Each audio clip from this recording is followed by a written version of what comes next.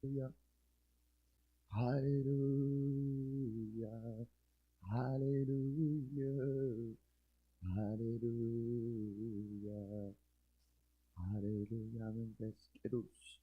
መንፈስ ቅዱስ ስምህ ይባረክ። Hallelujah. ኢየሱስ Hallelujah. ኢየሱስ ስምህ እንጽውዓለና ሃሌሉያ ስምህ እንጽውዓለና ሃሌሉያ መንፈስ ቅዱስ ስምህ እንጽውዓለና ሃሌሉያ ብዘይ መንፈስ ካይ ወርሓንስ የብልና እንብላልና እግዚአብሔር አቦ ሃሌሉያ ሃሌሉያ ሃሌሉያ ብፍቅርኻ ዓብይ ዝኾንካ እግዚአብሔር ብኹልንትናኻ ዘለዓለማዊ ዝኾንካ እግዚአብሔር ሃሌሉያ بسلام زل علماوي بقول انتنا خازل علماوي بعرفتك خازل علماوي بقول نجار خازل علماوي زخون كاجز أبير نبارك كالنا هاليلويا كيسل كنا نبارك كالنا كيسل كنا اللي بنبلك كالنا أجز أبير هاليلويا يجيب كاس لزخونه هاليلويا يسوع هاليلويا كبرين بلالنا أجز أبير أبو كبرين بلالنا هاليلويا Jesus, hallelujah, hallelujah. Jesus, hallelujah, Jesus, hallelujah. Re abileka kimilesile lebay salib kayo misaha wa ile kabte artaba kabke tushto يسوس زبلوخا كندي تفتو رئي عبيلكا كمل سيلي لبي سليب كايو مساخا وإلي كابتي عرتبا كابكي دشتو يسوس زبلوخاس كندي تفتو بحكي يسوع سرحكا كيروميو ناي مسكن وعلتكا كنديدي كيو نسخا سلزفكركاني كاب تبقات كموتاوتي كاني أجرين كاني كل جزء سرحكا جرمني كل جزء خات جرمني كل جزء سرحكا جرمني كل جزء خات جرمني كويس هم جرمنا نسخايخا بزين السخا هاليلويا من يمكن جبرين خلنا هاليلويا منفسك حجونا هاليلويا نفس وكيفنا እግዚአብሔር አምላኬ መንፈስካ ክትበና ጎይታ የጽልይ ኣለኹ ህልውናኻ ጎይታ ዝናፈቕ ህልውናኻ ጎይታ የሕጅውን ህልውናኻ ንብል ኣለና ሃሌሉያ ንልቢ ዘረስርስ ህልውናኻ ሃሌሉያ ሃሌሉያ ሃሌሉያ ኢየሱስ ሃሌሉያ ሃሌሉያ ኢየሱስ ንብላለና ሃሌሉያ ናይ ህይወትና ትርጉም ዝኾነ ኢየሱስ ንብላለና ሃሌሉያ ሓዲግ ሰማይ ሓዲግ ምድሪ ተጠጠልካ ክርስቶስ ክብሪ ነምጽኣለና ሃሌሉያ ምስጋና ነምጽኣለና እግዚአብሔር ሃሌሉያ ይግባእካ ስለ ዝኾነ ሃሌሉያ ሃሌሉያ ሃሌሉያ ኢየሱስ ቀረባና ኢኻ ሞነ መስግነካ ኣለና يسوع كرمنا إخمو نخبرك علينا هاليلويا تمسكن قويتا تمسكن يسوع تمسكن إن فلق علينا هاليلويا يسوع دليك علينا هاليلويا نحيتنا ملصين الشرعيهم وندليك علينا نحيتنا ملصي هاليلويا الحنك لذاتنا تملس أملاح نسرعيهم وقويتا حجون دليك علينا حجونا قربك هلنا قويتا يا هاليلويا نخلو تملس أملاخ نخلو زنبرك خلك أملاخ حجون دليك هلنا قويتا ما أتوقع حكو حبلو مخرك والكم يزبالك أملاخ نمسكنك هلنا نباركك هلنا هللويا هللويا هللويا هللويا هللويا يسوع ሙላች ተቆጣጠረኝ ሌላ ሕይወት ሳይኖረኝ ሙላች ተቆጣጠረኝ ሌላ ሕይወት ሳይኖረኝ ሙላች ተቆጣጠረኝ ሌላ ሕይወት ሳይኖረኝ ሙላች ተቆጣጠረኝ ሌላ ሕይወት ሳይኖረኝ መንፈስ ቅዱስ መንፈስ ቅዱስ መንፈስ ቅዱስ ሙላኝ ተቆጣጠረኝ ሌላ ሕይወት ሳይኖረኝ ሙላኝ ተቆጣጠረኝ ሌላ ሕይወት ሳይኖረኝ ሙላኝ ተቆጣጠረኝ ሌላ ሕይወት ሳይኖረኝ ሙላኝ ተቆጣጠረኝ ሌላ ሕይወት ሳይኖረኝ ጠልቄ መሄድ እፈልጋለሁ የኔ እርካታ ያንተ ክብር ነው ላይ ላዩ መሄድ ይቅርብኝና ይስጠም ሕይወቴ በህልውና ይስጠም ሕይወቴ በህልውና መንፈስ ቅዱስ መንፈስ ቅዱስ መንፈስ ቅዱስ ሙላኝ ተቆጣጠረኝ ሌላ ሕይወት ሳይኖረኝ ሙላኝ ተቆጣጠረኝ ሌላ ሕይወት ሳይኖረኝ ሙላኝ ተቆጣጠረኝ ሌላ ሕይወት ሳይኖረኝ ሙላኝ ተቆጣጠረኝ ሌላ ሕይወት ሳይኖረኝ ጎይታ ንስኻ ኢኻ ተድልየና ሃሌሉያ ንስኻ ኢኻ ተድልየና ሃሌሉያ ብዘይባእኻ ምንም ኣይንደልና ሃሌሉያ ሃሌሉያ ኢየሱስ ንዓኻ ጥራይና እናፍቕ ሃሌሉያ ኢየሱስ ምህላውነትካ ጥራይና እናፍቑ ሃሌሉያ ንስኻ ተኸቢርካልና ይሰናይ ሃሌሉያ ንስኻ ተፀቢቕካልና እዩ ንሕና ሃሌሉያ ሃሌሉያ ኢየሱስ ኢየሱስ ኢየሱስ ኢየሱስ ኢየሱስ ሃሌሉያ ኢየሱስ ሃሌሉያ ሃሌሉያ ናብራና ደፀበቕካ ኣምላኽ ናብራና ደፀበቕካ ኣምላኽ ካብ ፅልማት ናብ ብርሃን ዘእተኻና ኣምላኽ ንባርኽካ ኣለና ንባርኽካ ኣለና ኣይሰልቸወናኒ ጎይታዬ ንዓኻ ክንባርኽ ሃሌሉያ ኣይሰልቸወናኒ ጎይታዬ ሃሌሉያ ኢየሱስ ኢየሱስ ዝብል ዘብል ፀጋ ካባኻ ረኺብና ኢና ሞ ጎይታዬ ሃሌሉያ ሃሌሉያ ሃሌሉያ ኢየሱስ ሃሌሉያ ሃሌሉያ ቀረባ እዩ ኢየሱስ ቀረባ ቀረባ እዩ ዘይፍለካባይ ቀረባ እዩ ንሱ ከማንም ይላዓሊ ቀረባ እዩ ስለይዝሓሊ ሃሌሉያ ቀረባ እዩ ኢየሱሰይ ቀረባይ ቀረባዩ ዘይፍለካባይ ቀረባዩ ንሱ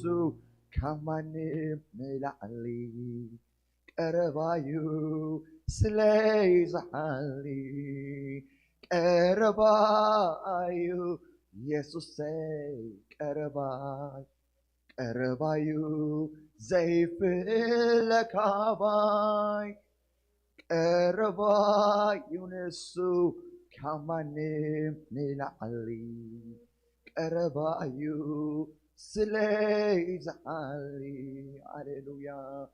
ቀረባና ዝኾንካ እግዚአብሔር ስምካ ይባረኽ ቀረባና ዝኾንካ እግዚአብሔር ስምካ ይባረኽ ካብ ትንፋስናን ላዕልን ንስኻ ኢኻ ጎይታዬ ስምካ ይባረኽ ተቆጣጣሪና እግዚአብሔር ስምካ ይባረኽ ሕጂ እውን ተቆጣጠርና ጎይታዬ ሃሌሉያ بمنفسك املأنا ጎይታዬ ሃሌሉያ ሃሌሉያ ኢየሱስ ሃሌሉያ ኢየሱስ ሃሌሉያ ሃሌሉያ ሃሌሉያ ርሑቃት ዝነበርና ዘቕረብካና እግዚአብሔር ርሑቃት ዝነበርና ዘቕረብካና እግዚአብሔር ንባርኸካ ኣለና ሃሌሉያ ሃሌሉያ ሕጂ እውን ናባኻ ክንቀርብ ፀጋ ካብዝሓልና ጎይታዬ ናባኻ ክንቀርብ ሕጂ እውን ባርኸና ጎይታዬ ሃሌሉያ ራባዲ ላላባሻ ካታላባዲያ ናሞስ ሮቦቲና ማናማናማናማዮ ኢየሱስ ሃሌሉያ ሃሌሉያ ቀረባና ኢኻ ንባርኸካ ኣለና ካብ ትንፋስና ንላዕሊ ንስኻ ኢኻ ጎይታዬ ሃሌሉያ ናይ ህይወትና መጠበቒ ጎይታ ሃሌሉያ ሕጂ እውን ብኣኻ ህይወትና ክተፀብቆ ጎይታዬ እጸልይ ኣለኹ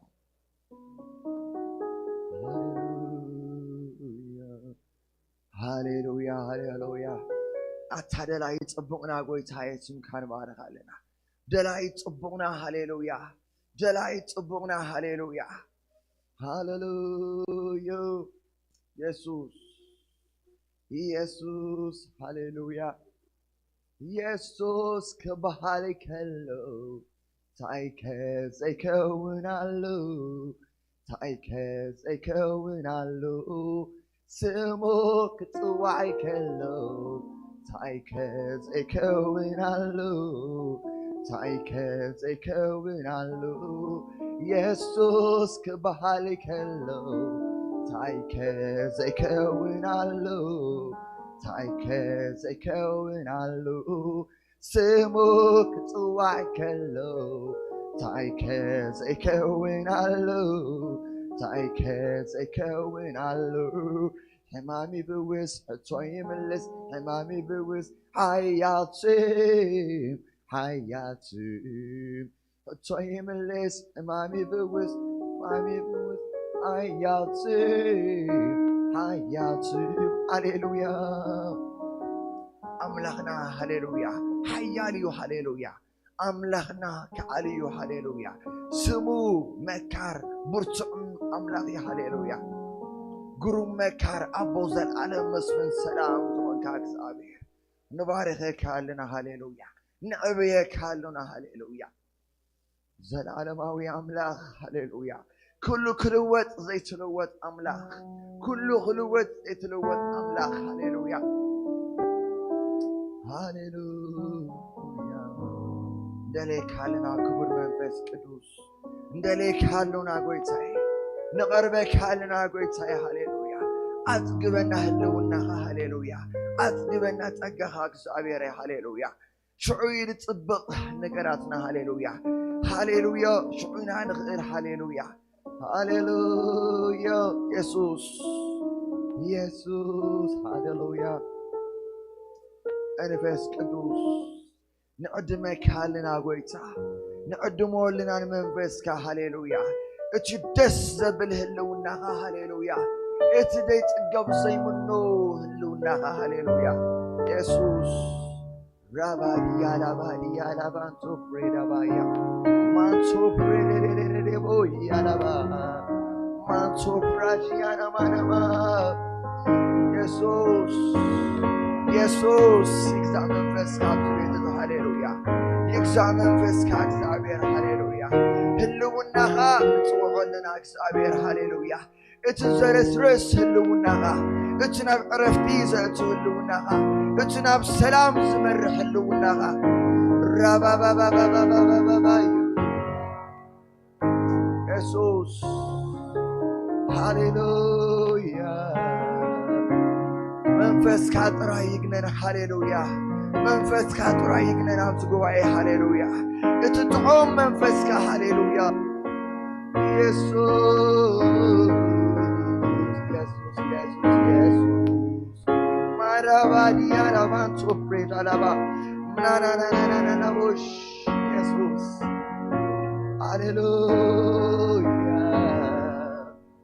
ሰላምና ሃሌሉያ ንስኻ ኢኻ ዕረፍትና ንስኻ ኢኻ እግዚአብሔር ሃሌሉያ ሻላባዳባዳባዳባዳባ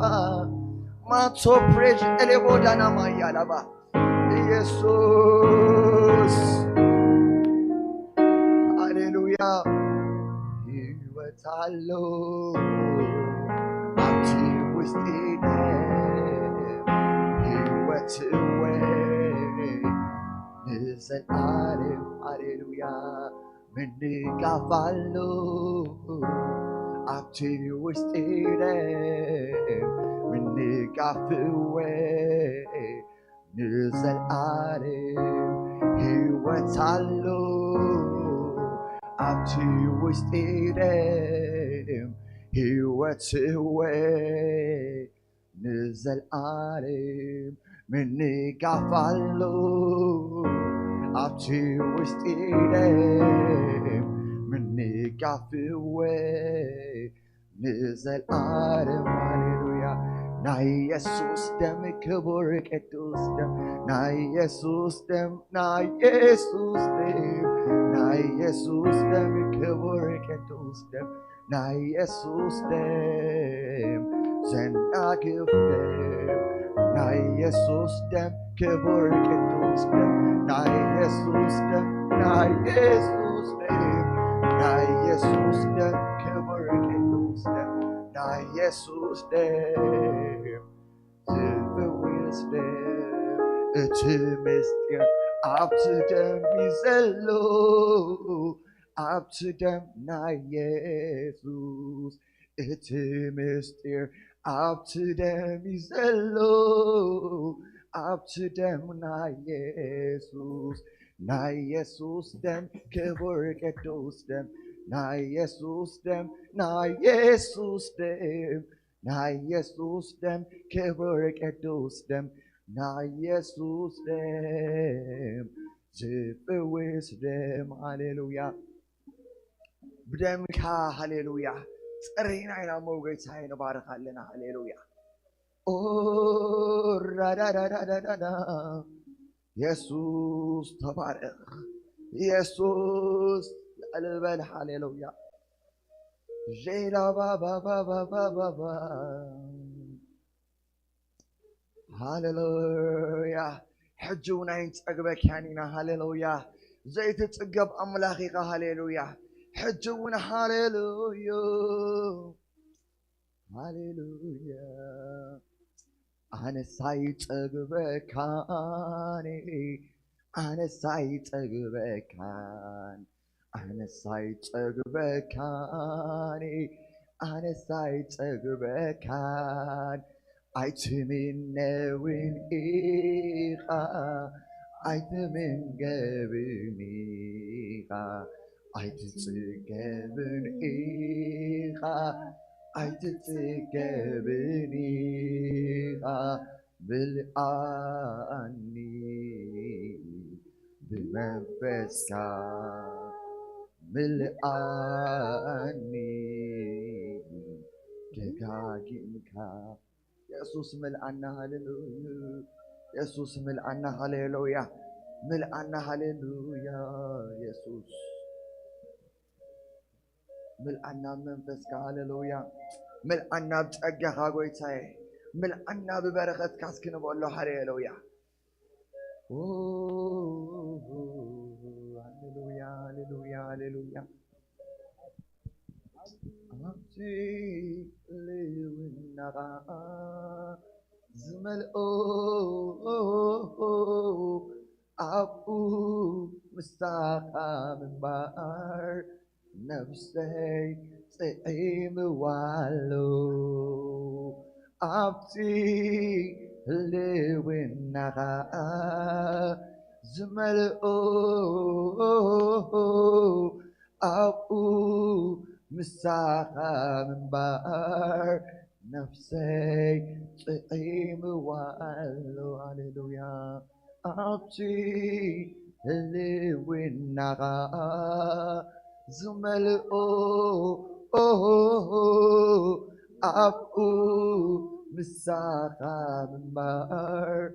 ነፍሰይ ጽዒምዋሎ ኩሉ ግዜ ስራሕካ ገርመኒ ኩሉ ግዜኻ ተገርመኒ ኩሉ ግዜ ስራሕካ ገርመኒ ሃሌሉያ كل قصيقة تكرمني هاليلويا مكرمي خان بارك حالنا قويتسعي مكرمي خان ودسك حالنا هاليلويا يسوع هاليلويا جالا باريا يسوع هاليلويا أنتنا قلبتي هاليلويا أنتنا هايلي هاليلويا يسوع أنفس قدوس حجو النزبوت هذا منفس كامل أيوة يتعي حجو النزبوت هذا منفس كامل أيوة يتعي حجو بهلو النخان نزبوت هامل أيوة هاليلويا هاليلويا كله تأتقبل أبيري نات كمنفس قنيعي هاليلويا هلو النخا قنيعي منفس قدوس هلو النخا يعي هاليلويا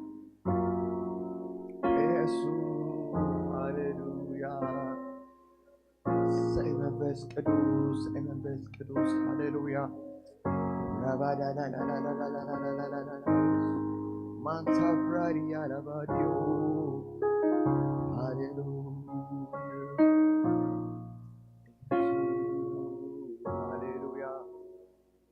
أنتنا كبري أنتنا هايلي هاليلويا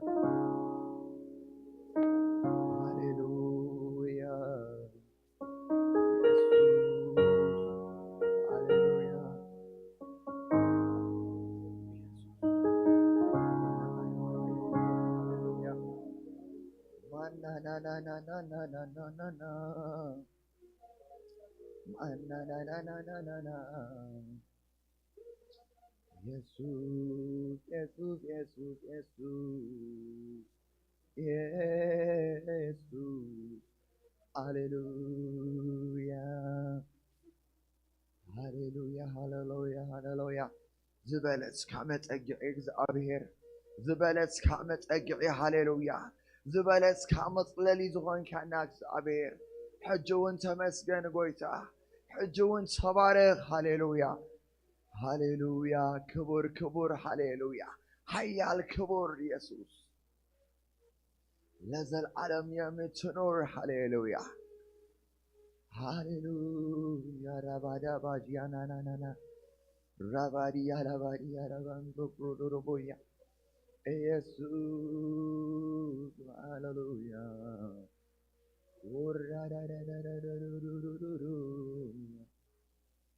هاليلويا نهي وسنا ترجم هاليلويا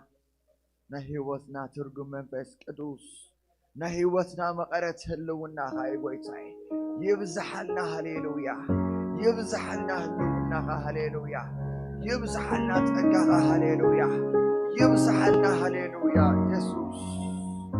يبزحلنا هلونا هاليلويا يسوع هاليلويا حيلنا يتحدث منفس كاغويتاي يتحدث هاليلويا منفس كا حيلنا يتحدث وست أو سمنا أحد الصو هاليلويا كم تنسخات لنا من تكين كون هلونا هاغويتاي هاليلويا يسوع هاليلويا مرباريا ناس يسوع سمكاي بارخ هاليلويا يسوع هاليلويا يسوع كريستوس قويتاي هاليلويا حجر ما مستي تحفتنا وين احنا ملخينا قويتا سمي بارخ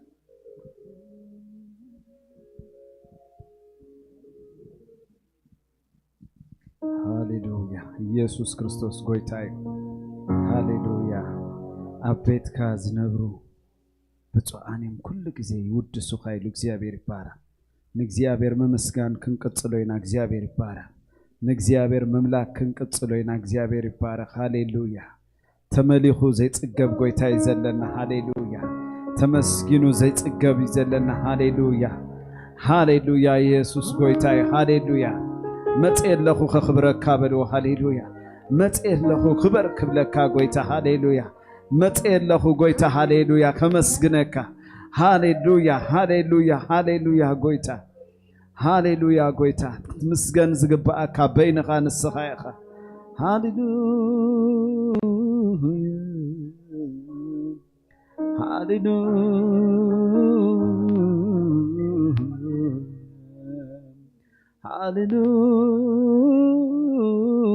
ሃሌሉያ እስከ ተቃለሉ ሃሌሉያ ኢየሱስ ሃሌሉያ ክብር አብ ሕይወቴ ሃሌሉያ ክብር አብ ናብራይ ሃሌሉያ ክብር አብ አገልግሎቴ ሃሌሉያ ክብር እግዚአብሔር ሃሌሉያ ይግባእካ ተባረክ እግዚአብሔር ሃሌሉያ ምስጋናና ይግባእካ እግዚአብሔር ሃሌሉያ አምልኾና ይግባእካ እግዚአብሔር ሃሌሉያ ሰባት ደሌ ጥራይ መጻሁን ጎይታ ሃሌሉያ ናዓኻ ደሌ መጽ እግዚአብሔር ሃሌሉያ ናዓኻ ጸሚዕ መጽ ጎይታ ሃሌሉያ ናዓኻ መስግን መጽ ጎይታ ሃሌሉያ ናዓኻ ደሌ ሃሌሉያ ትርከበለይ ምዃንካ አሚነ ጎይታ መጽ ሃሌሉያ ክትዛረበኒ መጽ ሃሌሉያ ክትዛረበኒ መጽ ሃሌሉያ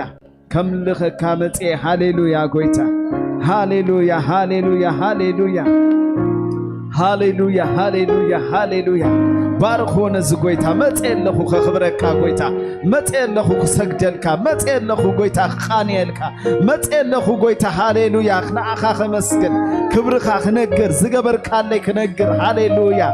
ሃሌሉያ መጽለኹ ሃሌሉያ ንስኻ ብምልዓት ተረኸብ ኣብ ማእኸልና ንስኻ ብምልዓት ኣብ ማእኸልና ተረኸብ ንስኻ ኣብ ማእኸልና ብምልዓት ሃሌሉያ ሃሌሉያ ሃሌሉያ ሃሌሉያ ስምካ ይባረክ እግዚአብሔር ሃሌሉያ መጽለኹ ጎይታ ከኽብረካ መጽለኹ ጎይታ ሃሌሉያ ክውድሰካ መጽለኹ ጎይታ ሃሌሉያ ክዝምረልካ መጽለኹ ጎይታ ሃሌሉያ ክቃንየልካ መጽለኹ ጎይታ ሃሌሉያ ክብርኻ ክነግር ዝገበርካለይ ክነግር ጎይታ መጽለኹ ሃሌሉያ ይግባእካ ይበልዎ እግዚአብሔር ይባረክ ሃሌሉያ ይግባእካ አምልኾ ይግባእካ ስግደተይ ይግባእካ ምስጋናይ ሃሌሉያ ሃሌሉያ ሃሌሉያ ሃሌሉያ ብዙሕ ዝተገብረሉ ብዙሕ ይዘመስግን ሕዋቴ ሃሌሉያ ሃሌሉያ ሃሌሉያ እስከ ተገይርለይ ዝብል ሃሌሉያ ነዚ ጎይታ እዚ ሃሌሉያ ብዕልልታን ብጣቕዒትን ተገይሩለዩ ኻባኻ ጎይታ ስምካ ይባረክ ሃሌሉያ ተቐቢለ ኻባኻ ሃሌሉያ ሃሌሉያ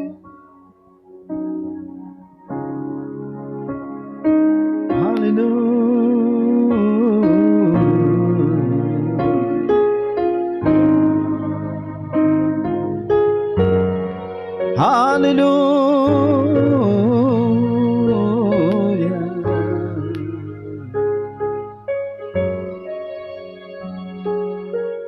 ታይ ዝበለ ትዕግስትዩ ገሪሙኒ እንታይ ኮን ሪኦለይ ገዛርሱ ሰዋረደ ትናዓይ ዝግባ መስዋዕቲ ኃጢአተይ ኩሉ ተቀቢሉ ኢየሱስ ሞተለይ ታይ ዝበለ ትዕግስትዩ ገሪሙኒ እንታይ ኮን ሪኦለይ ዘፍቀረኒ ገዛ ርእሱ ዘዋረደ ትንዓይ ዝግባ መስዋዕቲ ኃጢአተይ ኩሉ ተቀኪሙ ኢየሱስ ሞተለይ ታይ ዝበለ ትዕግስትዩ ገሪሙኒ እንታይ ኮን ሪኦለይ ዘፍቀረኒ ገዛ ርእሱ ዘዋረደ ትንዓይ ዝግባ መስዋዕቲ ኃጢአተይ ኩሉ ተሰኪሙ ኢየሱስ ሞተል ታይዝበለ ትዕግስትዩ ገሪሙኒ እንታይ ኮን ሪኡለይ ዘፍቀረኒ ገዛ ርእሱ ሰዋረደ ዝንዓይ ዝግባ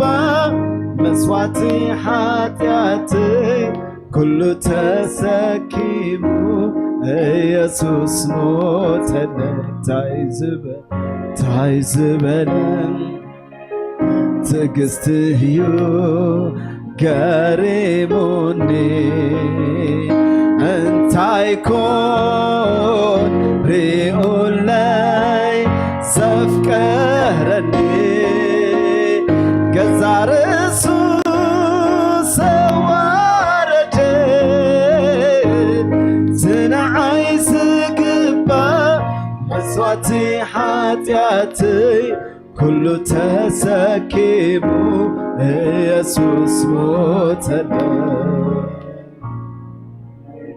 ሓልፋሉካ ኣብ ሕይወተይ ከማኻ ገይሩ የለን ዝመኖ ልበይ ሓልፋሉካ ኣብ ሕይወተይ ከማኻ ገይሩ የለን ዝመኖ ልበይ ሓልፋሉካ ኣብ ሕይወተይ ከማኻ ገይሩ የለን ዝመኖ ልበይ ሓልፋሉካ ኣብ ሕይወተይ ከማኻ ገይሩ የለን ዝመኖ ልበይ ሓልፋሉካ ኣብ ሕይወተይ ከማኻ ገይሩ የለን ዝመኖ ልበይ ሓልፋሉካ ኣብ ሕይወተይ ከማኻ ገይሩ የለን ዝመኖ ልበይ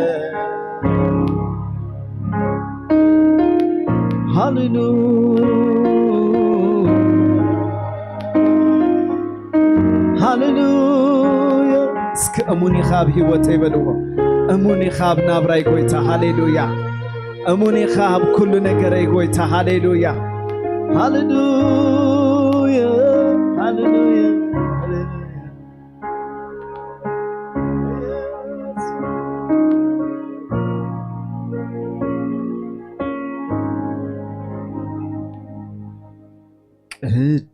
ቅዱስ ቅዱስ ቅዱስ እግዚአብሔር ኣብ ቅዱስ ቦታ ትነብር ክቡር ክቡር ክቡር እግዚአብሔር ኣብ ክቡር ቦታ ትነብር ሃሌሉያ ሃሌሉያ ሃሌሉያ አምልከካ እባርከካ ኢየሱስ እሰግደልካ ብፍታወይ እግዝአካ አምልከካ እባርከካ ኢየሱስ እሰግደልካ ብፍታወይ እግዝአካ አምልከካ አምልከካ እባርከካ ኢየሱስ سجدلك بفتاوي جزاك أملكك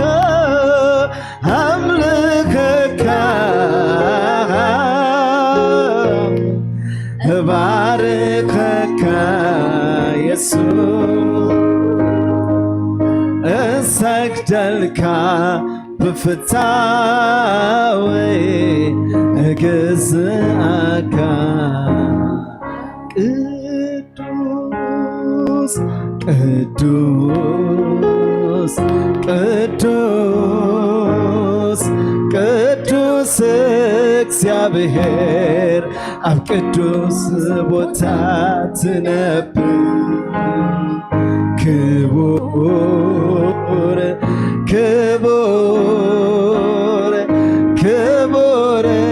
እግዚአብሔር አብ ክቡር ቦታ ትነብር ሃሌሉያ ሃሌሉያ ሃሌሉያ አምልከካ ባርከካ ኢየሱስ እሰግደልካ بفتاوي اجزاك املكك املكك باركك يسوس اسجدلك بفتاوي اجزاك هاللويا فتينا نملخك غويتا دسيلنا نستجدلك غويتا باهيلنا نخبرك غويتا كما خازبل املاخ يلن هاليلويا كما خازبل غويتا يلن هاليلويا كما خازبل هاليلويا فقار املاخ يلن هاليلويا تبارك يسوع تبارك يسوع هاليلويا هاليلويا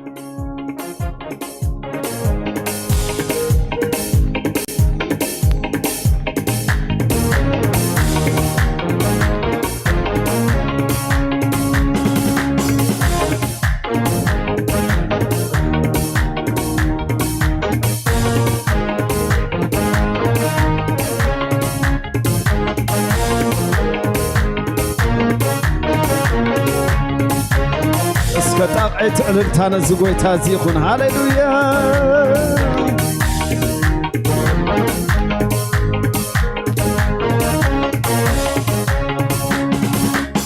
ألوني ألوني ألوني مسكنا ألوني ألوني ألوني أملكو ألوني ألوني ألوني مسكنا ألوني ألوني ألوني أملكو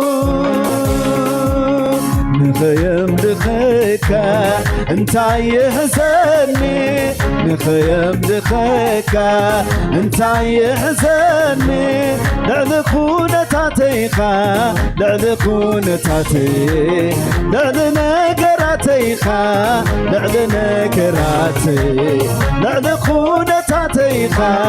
لعلكونا تاتي لعلنا كراتيخا لعلنا كراتي አይትግመትን በትዝሪኦ አይትምዘንን በትዝሓልፎ አይትግመትን በትዝሪኦ አይትምዘንን በትዝሓ አምላኸይ አምላኸይ ዘብሎይኻ አምላኸይ አምላኸይ ዘብሎይኻ አምላኸይ أملاخي سبلويخا أملاخي أملاخي سفلويخا أملاخي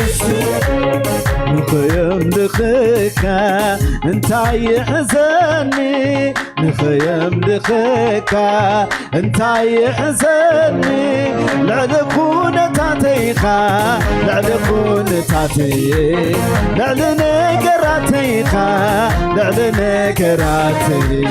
لعلكون تاتيخا لعلكون تاتي لعلنا قراتيخا لعلنا قراتي أيتقمتن بتزريو أيتمزنن بتزحلفو أيتقمتن بتزريو أيتمزنن بتزحلفو أملاخي سفلويخا أملاخي أملاخي سفلويخا أملاخي أملاخي سفلويخا أملاخي أملاخي سفلويخا أملاخي صي هاللويا أملاخنا فلويخا هاللويا هاللويا سقبر كان لي ناريخو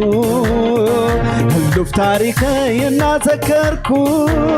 لو من كله مفتن تعدوكا كسع زلالم تمن بينخا من بينخا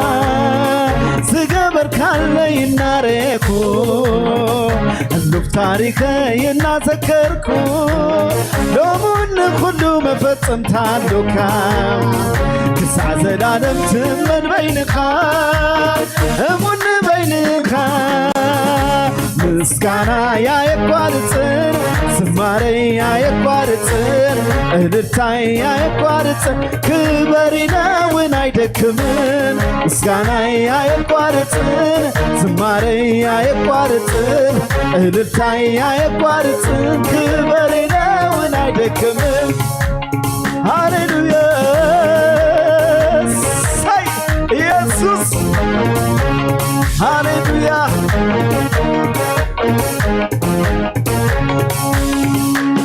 نخيم لخيكا انت يحزني نخيم لخيكا انت يحزني لعلكون تاتيخا لعلكون تاتي لعلنا قراتيخا لعلنا قراتي لعلكون تاتيخا لعلكون تاتي لعلنا قراتيخا لعلنا قراتي أيتقمتن بتزريو أيتمزنن بتزحلفو أيتمزنن بتزريو أيتمزنن بتزحلفو أملاخي أملاخي سفلويخا أملاخي أملاخي سفلويخا أملاخي أملاخي سفلويخا أملاخي أملاخي سفلويخا أنت درتاهني أنت دانساهني أنت درتاهني أنت دانساهني كله يسمع يوكلني كله يسمع يا مسكين الدنيا كله يسمع يوكلني كله يسمع يا مسكين الدنيا أنت درتاهني أنت دانساهني أنت درتاهني أنت دانساهني كله يسمع يوكلني كله يسمع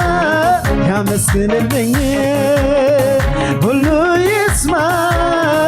يوكلني كله يسمع يا مسكين الدنيا هاليلويا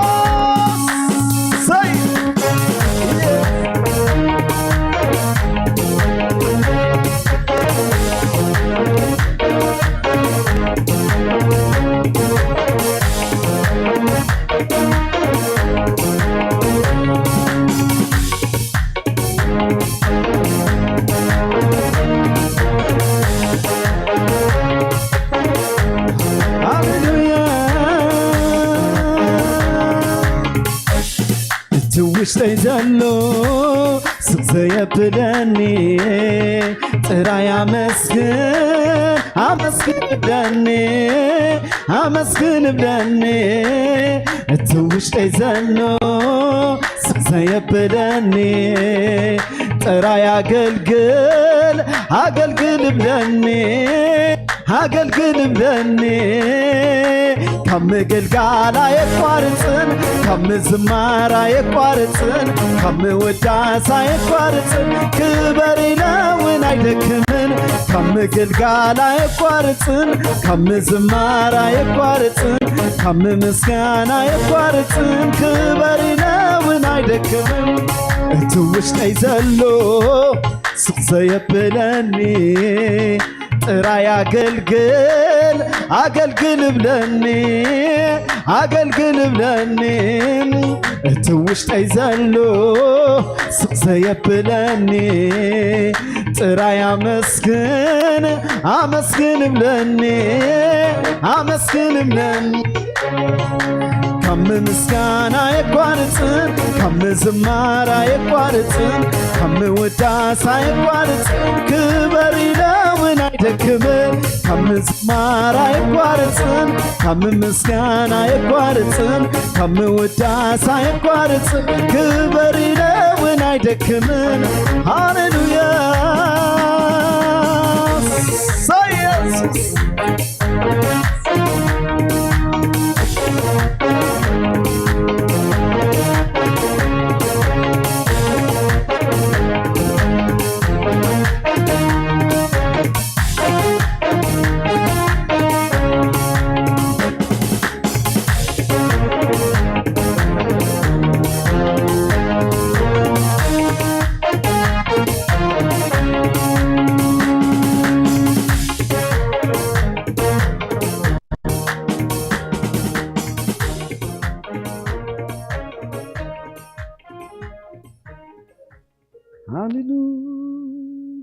ኢየሱስ ጎይታይ ኢየሱስ ክርስቶስ ጎይታይ ሃሌሉያ ናወሰኸ ዝመጽእ ክብርሎ አሜን ኣብዚ ቤት እዚ ሃሌሉያ ኢየሱስ ክርስቶስ ጎይታይ ሕጂውን ክነምልኽና እግዚአብሔር ይባረክ ምስቢኒ ሃውና ኮይና እግዚአብሔር ይባረክ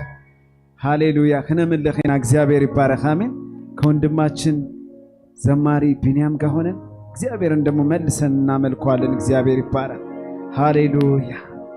ሃሌሉያ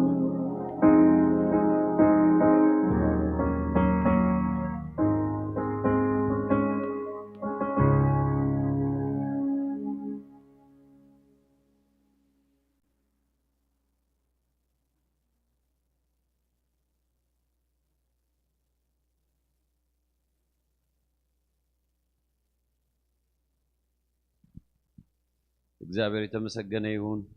ክብር ለኢየሱስ ይሁን ምሳ በልታችሁ ስትመጡ ድምጽ እንዴት ነው ከዘከዘ እንዴ ክብር ለኢየሱስ ይሁን እግዚአብሔር የተመሰገነ ይሁን በዚህም ከሰዓት ደግሞ እግዚአብሔር የወደደውን በመካከላችን ያደርጋል እግዚአብሔር ቸር አምላክ ስለሆነ ማለት ነውና አይኖ ጧት ጥቅጥቅ ያለ ነው ከሰዓት በኋላ ደግሞ ሰው ያው እንግዲህ እንትን ይሄ ኢየሱስ አስተምሮ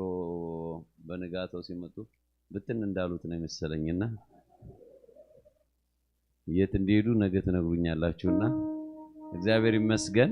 ስለነበረን ጊዜ ሁሉ እግዚአብሔር ይባረክ ቀኝ እጆቻችንን ከፍ እናድርግና ጌታን እናመስግነው ሃሌሉያ አመሰግናለሁ ኢየሱስ ስም ከዘላለም እስከ ዘላለም የተባረከ ይሁን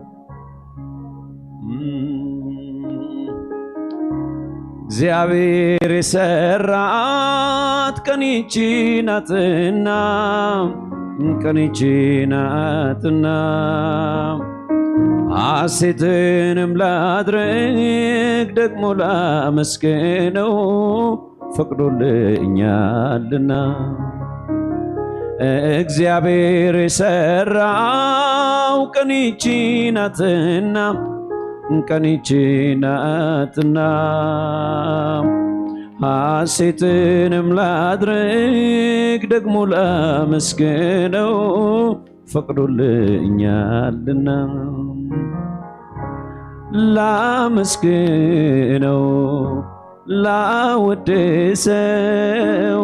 በሰራው ስራ እሱን ላደናንቀው ላመስግነው ላወድሰው በሰራው ስራ እሱን ላደናንቀው ላመስግነው ላመስግነው ላወድሰው ላወድሰው በሰራው ስራ እሱን ላደናንቀው ላመስግነው ላመስግነው በሰጠኝ ቀን ላወድሰው በሰራው ስራ እሱን ላደናንቀው ላመስግነው ላመስግነው ሃሌሉያ ላወድሰው በሰራው ስራ እሱን ላደናንቀው እጆች ከፍ ይበሉና እግዚአብሔር የሰራት ቀን ይህች ናትና ቀን ይህች ናትና ሐሴትንም ላድርግ ደግሞ ላመስግነው ፈቅዶልኛልና ሃሌሉያ ኢየሱስ የሰራት ቀን ይህች ናትና ቀን ይህች ናትና ሐሴትንም ላድርግ ደግሞ ላመስግነው ፈቅዶልኛልና ላመስግነው ላመስግነው ላወድሰው በሰራው ስራ እሱን ላደናንቀው ላመስግነው ላመስግነው ላወድሰው በሰራው ስራ እሱን ላደናንቀው ላመስግነው ላመስግነው ሃሌሉያ ላወድሰው በሰራው ስራ እሱን ኢየሱስ ጌታ ነው እግዚአብሔር የሰራት ቀን ይህች ናትና ቀን ይህች ናትና ሐሴትንም ላድርግ ደግሞ ላመስግነው ፈቅዶልኛልና የተፈቀደለት ሰው ብቻ እግዚአብሔር የሰራት ቀን ይህች ናትና ቀን ይህች ናትና ሐሴትንም ላድርግ ደግሞ ላመስግነው ፈቅዶልኛልና እጆች ከፍ ይበሉና ላመስግነው ላወድሰው በሰራው ስራ እሱን ላደናንቀው ላመስግነው ላመስግነው ላወድሰው በሰራው ስራ እሱን ላደናንቀው ላመስግነው ላመስግነው ስሙ ይባረክ ላወድሰው በሰራው ስራ እሱን ላደናንቀው ማለዳ ምሕረቱ አዲስ ነው ፍቅሩ አያልቅም ጥልቅ ነው ፈቃዱ ከሆነ ዛሬን ማየቴ ሲመሰገን ይዋል መድኃኒቴ ማለዳ ምሕረቱ አዲስ ነው ፍቅሩ አያልቅም ጥልቅ ነው ፈቃዱ ከሆነ ዛሬን ማየቴ ሲመሰገን ይዋል መድኃኒቴ ሃሌሉያ ላመስግን ላወድሰው በሰራው ስራ እሱን ላደናንቀው ላመስግነው ላመስግነው ላወድሰው በሰራው ስራ እሱን ምስጋና ካላችሁ አመስግኑልኝ። ላመስግነው ላወድሰው በሰራው ስራ። በሕይወታችሁ ጌታ ምን አድርጓል? ምስጋና የሚገባው ነገር አለ ወይ? ላመስግነው ላወድሰው በሰራው ስራ እሱን ላመስግነው ላመስግነው ላወድሰው ላወድሰው በሰራው ስራ እሱን ላመስግነው ላወድሰው ክብር ይሁንልህ በሰራው ስራ ጌታ ላመስግነው። እስቲ ሃሌሉያ የኔ ጌታ አመሰግናለሁ። እልል በሉለት፣ አጨብጭቡለት፣ ክብር ስጡት፣ ጌታን አመስግኑት። እልል በሉለት። ግዴላችሁም ስናመሰግን ብንውል ብናድር ያንስበታል እንጂ ክብር አያንስበትም። ሃሌሉያ ክብር ይገባዋል እሱ። ሃሌሉያ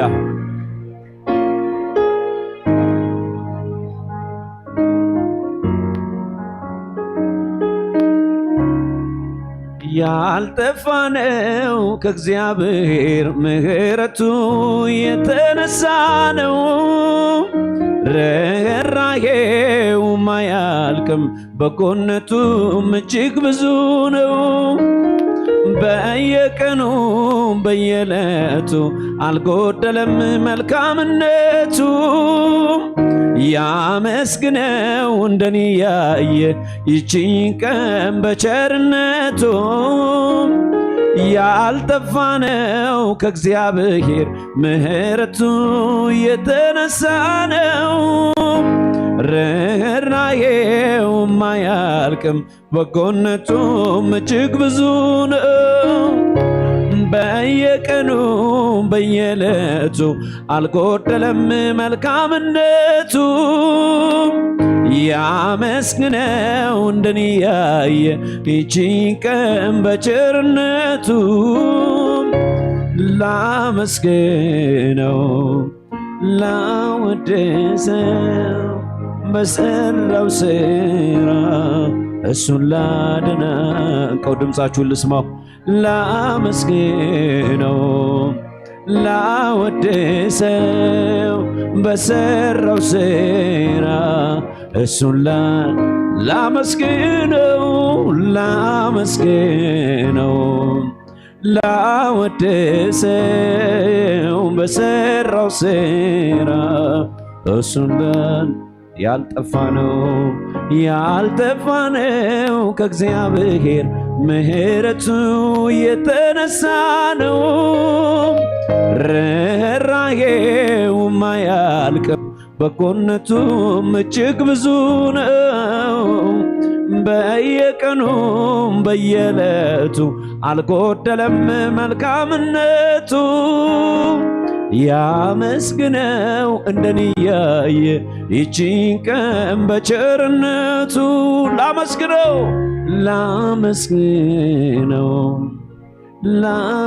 ላወድሰው በሰራው ስራ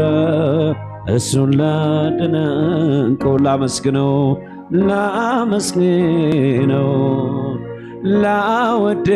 ላወድሰው በሰራው ስራ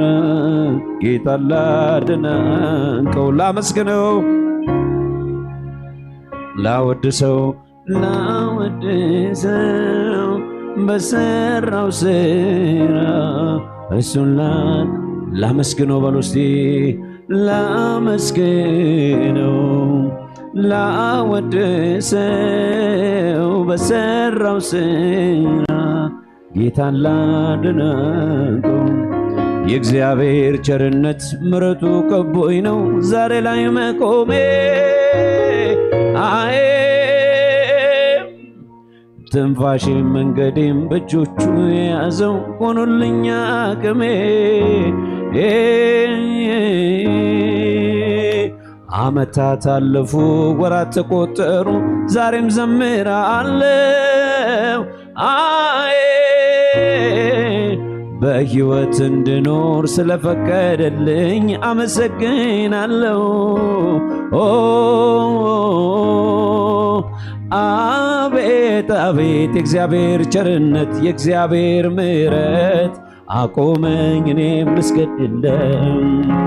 እጄን ይዞ አምላኬ ወዶኛል፣ ጌታ ራርቶልኛል። ሳመልከው እጅግ ደስ ይለኛል፣ ሳመልከው እጅግ ደስ ይለኛል፣ ሳመልከው እጅግ ደስ ይለኛል፣ ሳደንቀው እጅግ ደስ ይለኛል፣ ሳደንቀው እጅግ ደስ ይለኛል፣ ሳመልከው እጅግ ደስ ይለኛል፣ ሳመልከው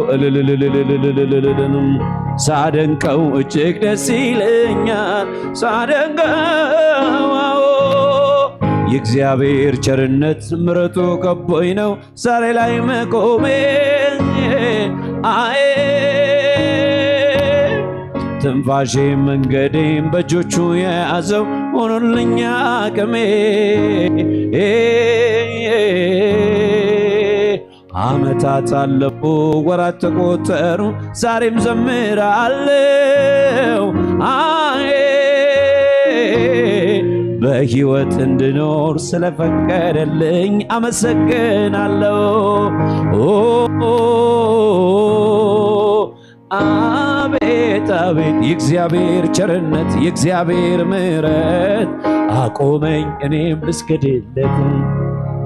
እጄን ይዞ አምላኬ ወዶኛል፣ ጌታ ራርቶልኛል። ሳመልከው እጅግ ደስ ይለኛል፣ ሳመልከው እጅግ ደስ ይለኛል፣ ሳመልከው ሳደንቀው እጅግ ደስ ይለኛል፣ ሳደንቀው እጅግ ደስ አቤት አቤት አቤት አቤት ሳከብረው እጅግ ደስ ይለኛል፣ ሳመልከው ሳደንቀው እጅግ ደስ ይለኛል። እልልታ ያለው ሰው እስቲ ድምፁን ያሰማ። አቤት አቤት ሳከብረው እጅግ ደስ ይለኛል። የሚያስጨንቀኝን በእሱን አይጣልኩና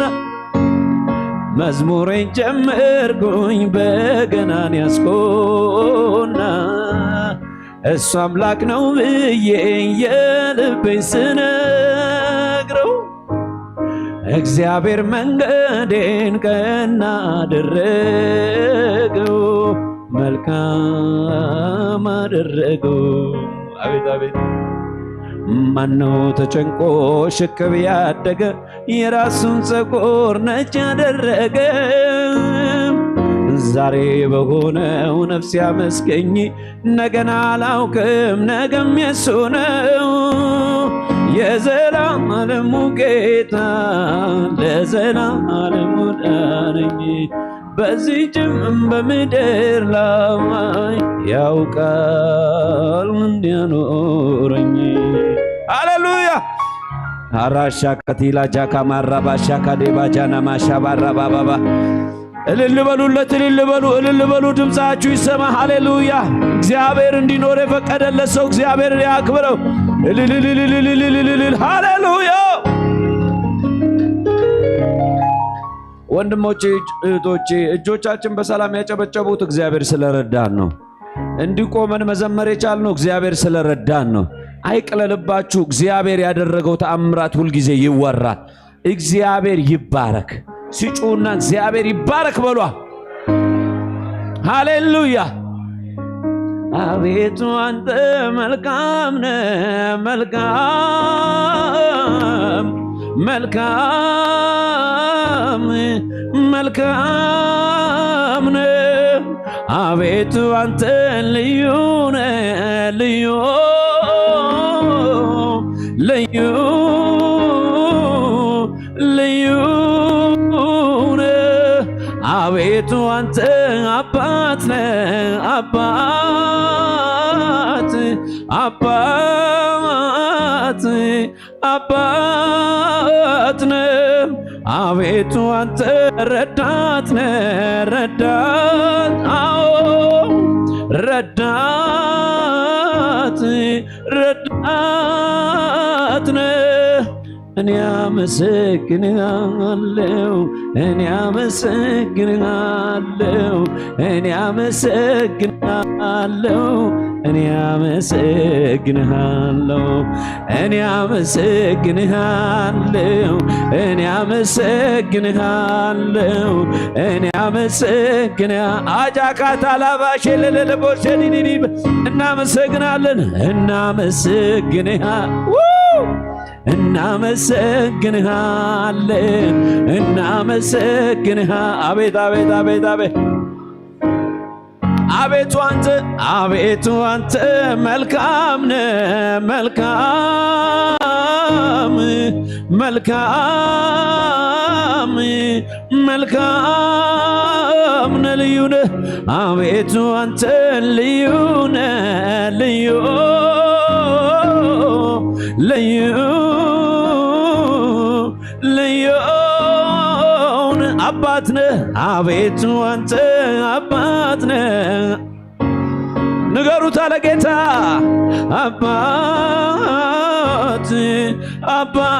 አባት ነህ ረዳት አቤቱ አንተ ረዳት ነህ ረዳት አዎን ጌታ ረዳት ሃሌሉያ ረዳት ነህ እኔ አመሰግናለሁ እኔ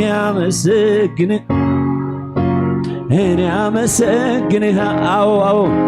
እኔ አመሰግንሃለሁ እናመሰግንሃለን እናመሰግንሃለን እኔ አመሰግንሃለሁ ይሰማ ድምፃችሁ እኔ አመሰግንሃለሁ እናመሰግናለን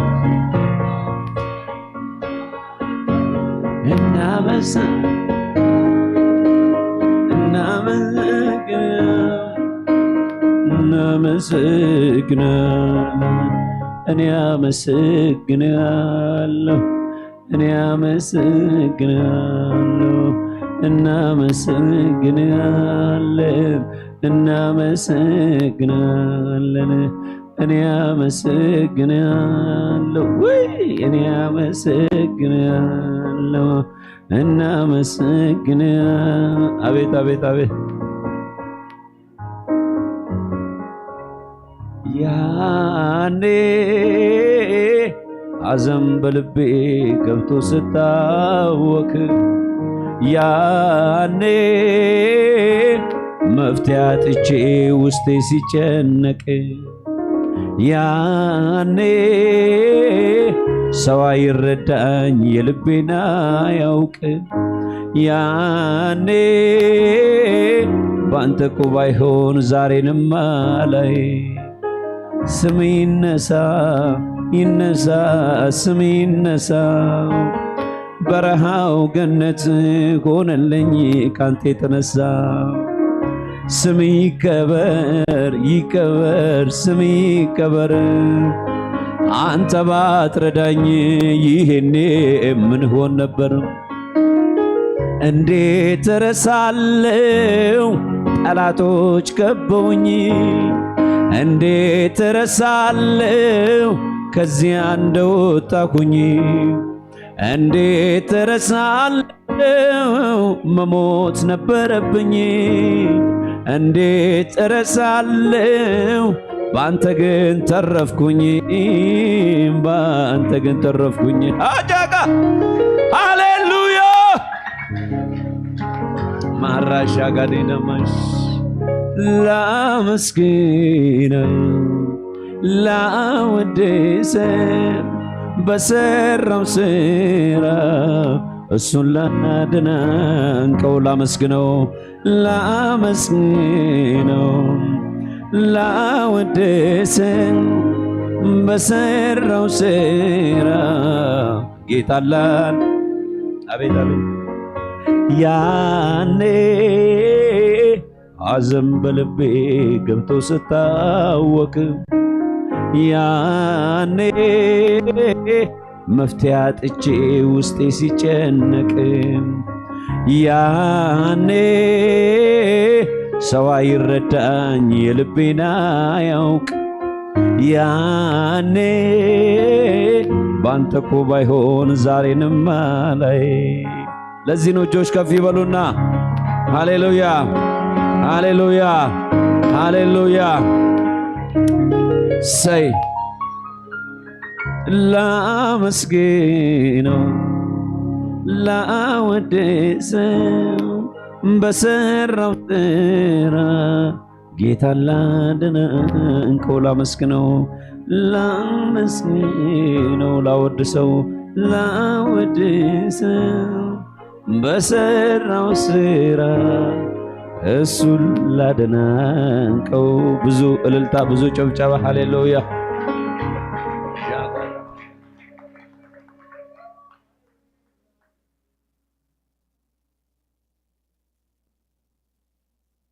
ኢየሱስ ጌታ ነው ክብር ይገባዋል ስንቶቻችሁ እግዚአብሔር ረድቷችኋል እግዚአብሔር አግዟችኋል እንደው ሳትባርኩልኝ እንደው እንዳታልፉ ፈልገው 3 ቀን ሙሉ ያገለገሉ 2 ቀኑን እነዚህ ሙዚቀኞች እጆቻችሁን ከፍ አድርጉና ቴንክ ዩ በሉልን ጌታ ይባርካችሁ ኢየሱስ ጌታ ነው አሁን ደግሞ ምስጋና ነው የምንቀጥለው የከሰዓቱ በምስጋና ነው የሚደመደመው አሜን ነው ኢየሱስ ጌታ ነው አይቋረጥም የኔ ምስጋና ጠላትን መውጊያ ጦሬ ነውና ተመስገን ብዬ ስሙን ስጠራው ቤቴ ተሞልቷል በውልውናው ሳመሰግን የኔ ነገር ጨምሯል አዎ ጨምሯል እሰይ ጨምሯል ሳመሰግን በረከቴ ጨምሯል እሰይ ጨምሯል አዎ ጨምሯል ምስጋና ስጨምር አምልኮ ስጨምር እልልታ ስጨምር ይገለጣል ክብር ምስጋና ስጨምር አምልኮ ስጨምር እልልታ ስጨምር ይገለጣል ክብር ሃሌሉያ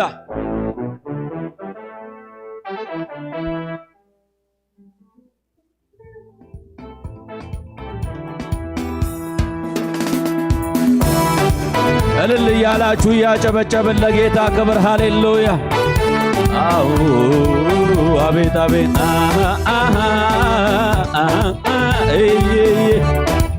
ሃሌሉያ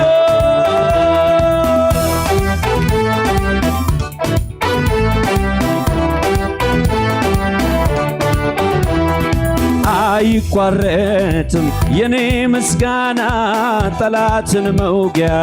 ጦሬ ነውና ተመስገን ብዬ ስሙን ስጠራው ቤቴ ተሞልቷል በህልውናው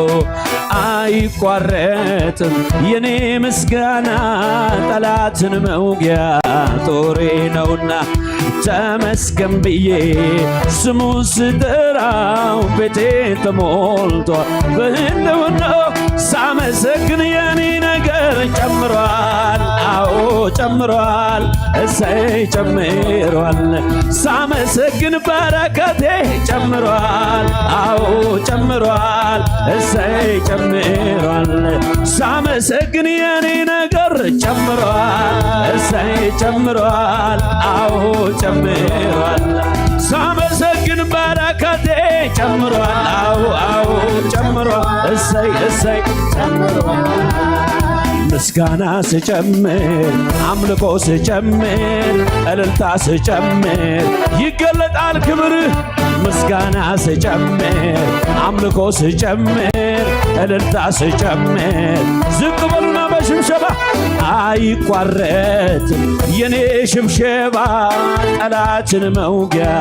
ጦሬ ነውና ተመስገን ብዬ ስሙን ስጠራው ቤቴ ተሞልቷል በህልውናው አይቋረጥም የኔ ምስጋና ጠላትን መውጊያ ጦሬ ነውና ተመስገን ብዬ ስሙን ስጠራው ቤቴ ተሞልቷል በህልውናው ሳመሰግን የኔ ነገር ጨምሯል አዎ ጨምሯል ጨምሯል አሜን ሳመሰግን ሳመሰግን በረከቴ ጨምሯል ጨምሯል እሰይ እሰይ ጨምሯል አቤት ሳመሰግን የኔ ነገር ጨምሯል ጨምሯል እሰይ እሰይ ጨምሯል ሳመሰግን በረከቴ ጨምሯል አያያያያ ጨምሯል ምስጋና ስጨምር አምልኮ ስጨምር እልልታ ስጨምር ይጨመራል ክብር ምስጋና ስጨምር አምልኮ ስጨምር እልልታ ስጨምር እኔ ይገለጣል ክብር ሳመሰግን የኔ ነገር ጨምሯል ጨምሯል ሳመሰግን በረከቴ ጨምሯል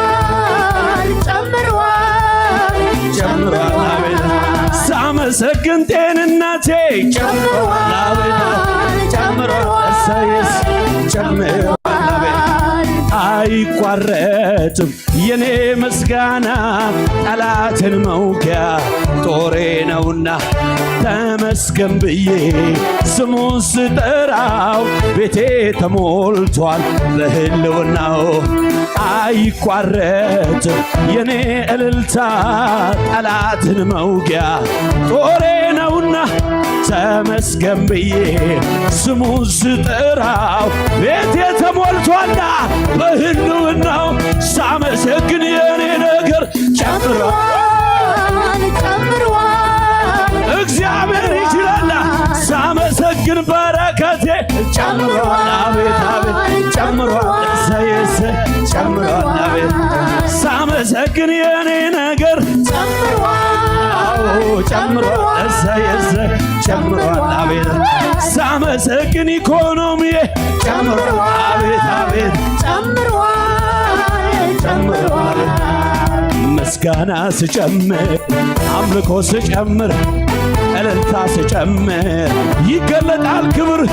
ምስጋና ስጨምር አምልኮ ስጨምር እልልታ ስጨምር ድገሙና መልሳ ሳመሰግን የኔ ነገር አቤት አቤት ሳመሰግን በረከቴ አቤት አቤት ጨምሯል አቤት ሳመሰግን የኔ ነገር ጨምሯል ምን ይደረግ እንግዲህ ከሙዚቃው ጋር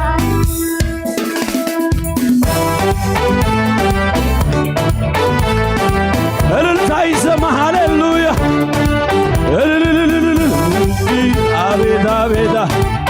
እሰይ እሰይ በወይኒ ሆነው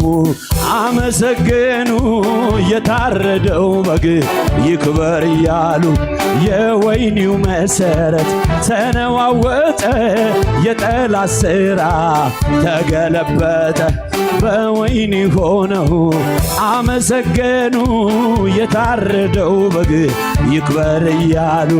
የወይኒው መሰረት ተነዋወጠ የጠላት ሥራ ተገለበጠ ሳመሰግን የኔ ነገር ጨምሯል አቤት ሳመሰግን በረከቴ ጨምሯል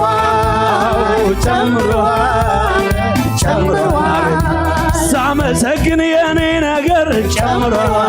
እሰይ ጨምሯል ሳመሰግን በረከቴ ጨምሯል እሰይ እሰይ ያልነበረውን ወደ መኖር በቃሉ ጠርቶ በሚፈጥር ክርር አድርጌ ጌታን አመንኩኝ ይበዛል ብዬ መዝሙር ዘመርኩኝ ዳርቻ የሌለው ግዙፍ ሰማይ ሲጠራ ዘምቶ መቶ የለም ወይ በጣም ጥቂት ነው ምድራዊውማ ተጋፍቶ ይመጣል ቃሉን ሲሰማ በሁለት ዓሣና በአምስት እንጀራ 5,000 አብልቶ ታምርን በሠራ በኢየሱስ መንፈስ እኔ ባመንኩት ቀሪ ሕይወቴ ላይ ቃል ዘራሁበት። የኔ ነገር ያንተ ነገር እንደ እግዚአብሔር ቃል በመንፈስ ቅዱስ ሰላሜ ኢኮኖሚዬ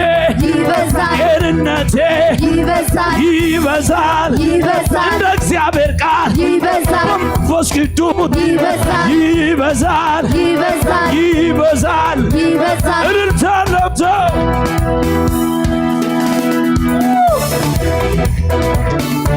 ሃሌሉያ ሃሌሉያ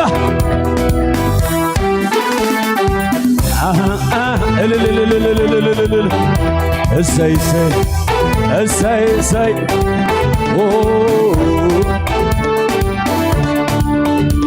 ተቀናቃኝ የለው ወይም ባላጋራ ፊት ለፊት የሚቆም ግጥሚያ ከሱ ጋራ በአሕዛብ መካከል በቅርብ ይገለጣል። እኛም እንወዳለን ኢየሱስ ይመጣል አንድ ላይ የሚመጣ የሚከብር የሚነግስ ኢየሱስ የሚመጣ የሚከብር የሚነግስ ኢየሱስ ሃሌሉያ እልልታ ሲያሰሙ ሃሌሉያ እጆቻችሁን ከፍ አድርጉ ለመጨረሻ ጊዜ ስሙ ይባረክ ሃሌሉያ በምስጋና ድል አለ በምስጋና ድል አለ በሉ ድገሙና በምስጋና ድል አለ በሉ አትጠራጠሩ አመስግናችሁ ትሻገራላችሁ አመስግናችሁ ትባረካላችሁ አመስግናችሁ ነገራችሁ ይለወጣል አመስግናችሁ ቤታችሁ በክብር ይሞላል ቤታችሁ በእግዚአብሔር መገኘት ይሞላል ሃሌሉያ ቤታችሁ የምስጋና ቤት ይሆን እግዚአብሔር አንደበታችሁን በምስጋና ይሙላው ቤታችሁ በአምልኮ ይሞላ ሲጩና አሜን በሏ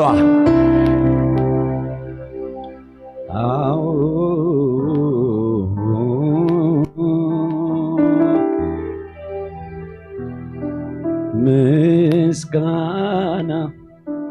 አምልኮ ይዤ መጣሁኝ አንተን የሚመስል አጣሁኝ ተወደስ ተቀደስ ለዘለዓለም አንተን የሚመስል የለም ምስጋና አምልኮ ይዤ መጣሁኝ አንተን የሚመስል አጣሁ ተወደስ ተቀደስ በሉት ተወደስ ተቀደስ ለዘለዓለም አንተን የሚመስል የለም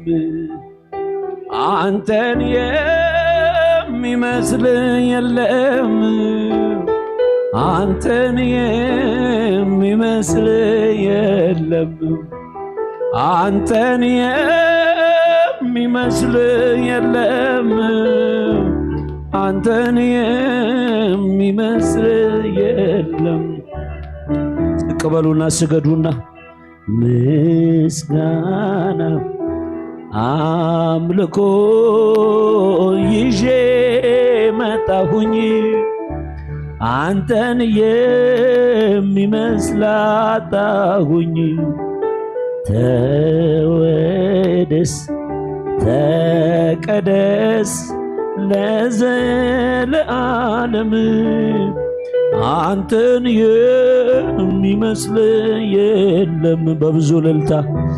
አንተን የሚመስል የለም አንተን የሚመስል የለም አንተን የሚመስል የለም አንተን የሚመስል የለም ክብር ይሁን ክብር ይሁን ክብር አቤት አቤት ክብር ይሁን ክብር ይሁን ክብር በላይ በሰማይ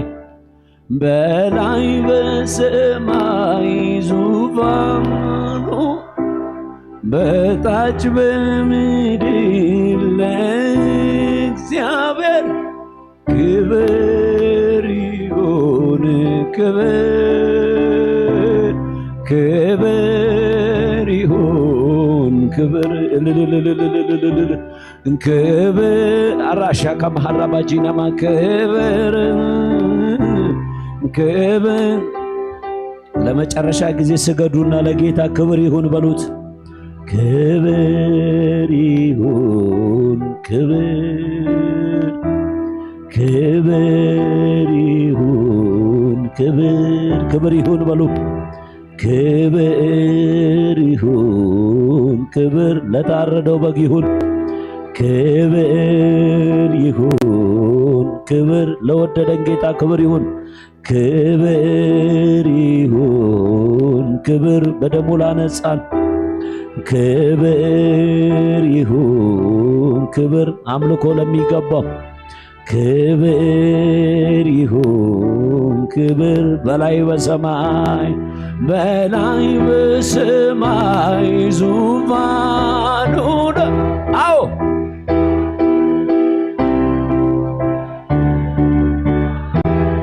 ክብር ይሁን ክብር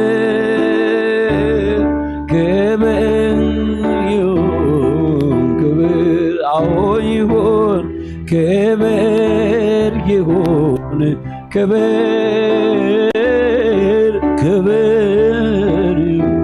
ላስቸግራችሁ ለመጨረሻ ጊዜ ስገዱለትና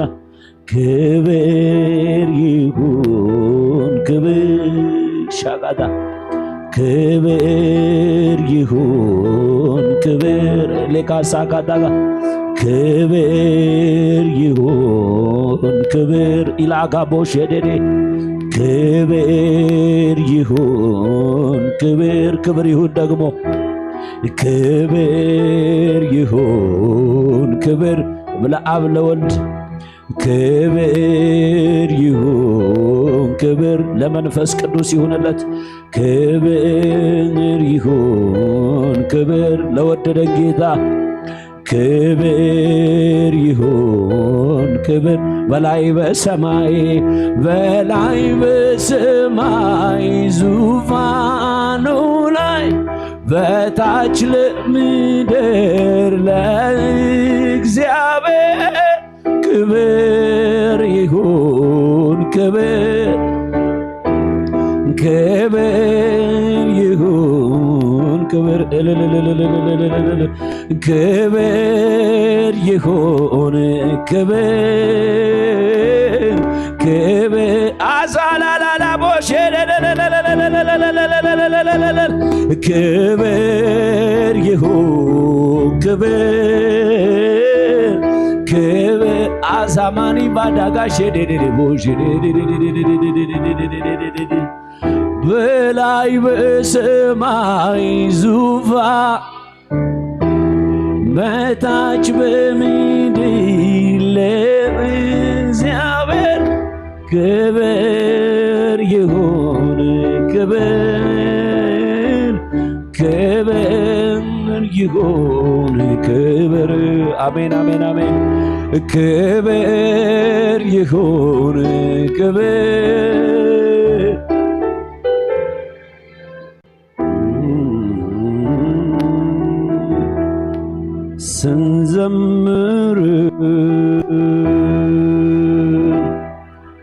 አንተን ስንጠራ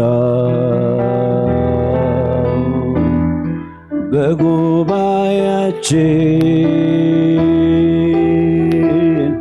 ክብር ሲገባ ያለው መሰለኝ መንግሥተ ሰማይ መገኘትን በመንፈሴ ሳይ ስንዘምር አንተን ስንጠራ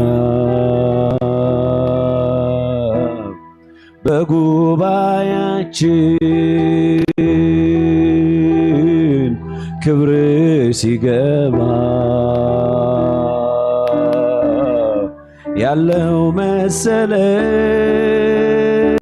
መሰለኝ መንግሥተ ሰማይ መገኘትን ወመንፈሴ ሳይ ወደ መገኘት እገባለሁ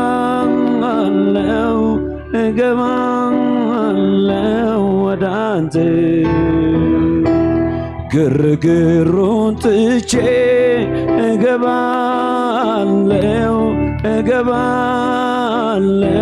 ወደ አንተ ስርዓቱን ትቼ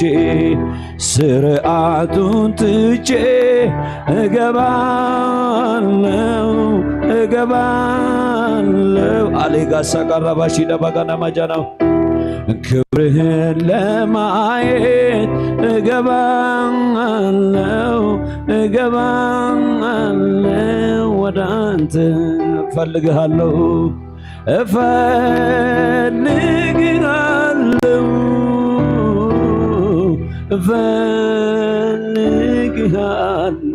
ሼላጋታላባ እፈልግሃለሁ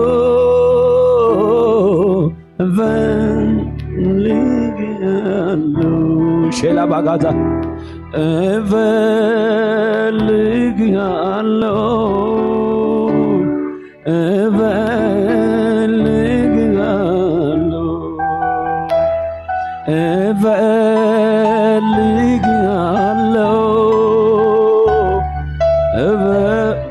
አሽኬማ ዛዶር ካሊ ጭው ባለው ደረቅ ምድረ በዳ ገሰገሰች ነፍሴ አንተን ወዳ ጥያቄዋ ጥሟ አይደለም ኢየሱስ ነው ለሷ ለዘላለም ወደ መገኘት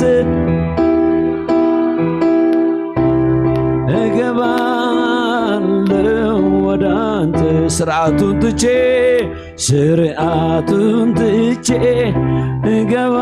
አላሻባታ ዲጋስ እገባለሁ ወደ አንተ ክብርህን ለማየት እገባ አሞሼ ጋዳ በጂናስ እገባለሁ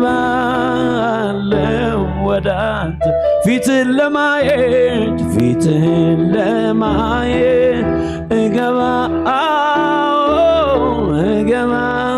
እገባለሁ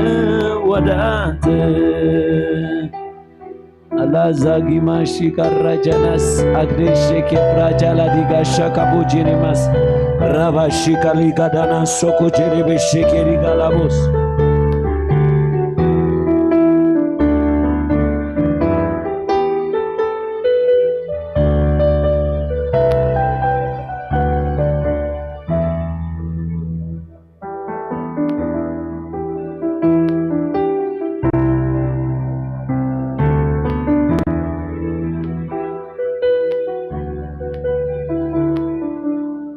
ሃሌሉያ እግዚአብሔር ስሙ ተባረከ ይሁን። ሃሌሉያ በዚህ መንፈስ ከለና ሃሌሉያ ስለ ሀገርና ክንጽልይና እግዚአብሔር ስሙ ተባረከ ይሁን። ሃሌሉያ ካብዚ ጥዑም መንፈስ ከይወፃና نتا زتولدنا لنا هاجر كنصلينا سلا تهزبت كنصلينا እግዚአብሔር ስሙ ይባረክ ካብ እግዚአብሔር ተስፋ አለው ተህዝበቲ ታምድርቲያ ካብ እግዚአብሔር ተስፋ አለው ንጽል ድማ ስርዓት ኮይንና ዘይኮነስ እግዚአብሔር ከም ዝመለስ አሜን ሃሌሉያ بعب مدحان نفت مدرخ مص بعب برهان نفت حزب تخمص هاللويا نا እግዚአብሔር برهان كبر حلو هاللويا نصل እግዚአብሔር ስሙ ዝተባረከ ይሁን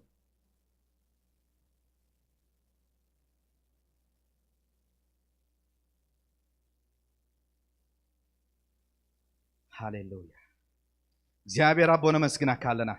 ብሩኽ አምላኽ ኩሉ ትገብር አምላኽ ኢኻ ኣብ ቅድሜኻ ሃሌሉያ ዘይትኸሎ ነገር የለንም እግዚአብሔር ነመስግና ካለና ነዚ ህዝብ ዝን ነዛ ምድር ዝን ነዛ ድማ ሒዝና ናብ ቅድሜኻ ንቀርባለና በጌታ በኢየሱስ ክርስቶስ ስም ካባኻ ዝኾነ ብርሃን ካባኻ ዝኾነ ሰላም ክወርደሉ ብሽም ኢየሱስ እንጸልለና ኣብቲ ኣብ ምድር ቲኣ ድማ ዓቢ መድሓን ናትካ ክኸውን በኢየሱስ ክርስቶስ ስም ጸለና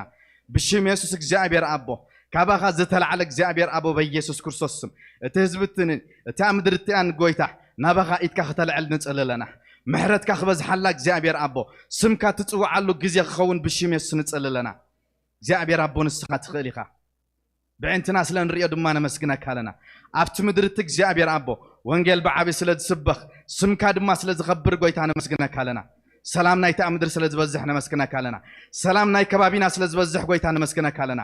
ኣብቲ ከባቢት እግዚአብሔር አቦ ናትካ ዝኾነ ሰላም ስለ ዝገዝእ ስምካ ይባረኽ ነቲ ዝኹሉ ዝሓለፈ ጸልማት ድማ ታሪክ ኮይኑ ስለ ዝሓልፍ ጎይታ ተመስገን ዕርፍቲ ስለ ዝኾነሉ ተመስገን ጎይታ ብነገር ኩሉ ንስምካ ንባርኾ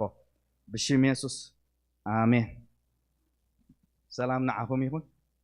እንኳዕ ብሰላምን ብድሓንን ናብ ፔኒኤል ቤተክርስትያን መጻኹም ክብርና አምላኽ ይኹን ከመይ ያለው ቅንያት እግዚአብሔር ስሙ ይባረክ በምህረት አምላኽ በመንፈሱ እግዚአብሔር እናለስረሰና በዚ ቅንያት እዚ ከገልግሉና ዝቀነዩ አገልግል ተሕዋት ፓስተር ጎይቶም ፓስተር ቢኒ ከምኡ ድማ ሓፍትና ቲቲ ሓውና ያሬት ሙዚቀኛታት ዮናታን አይዛክ ፈደን ሄኖስ ኣብዚ ሁሉ ደኺምና ከይበሉ ናይ እግዚአብሔር ምሕረትን ጸጋን ከገልግሉና ቀንዮም ንሕና ድማ ቴንኪው ስለዮም ድማ እግዚአብሔር ይባረክ ክንብል ኢና ሃሌሉያ እግዚአብሔር ስሙ ዝተባረከ ይኹን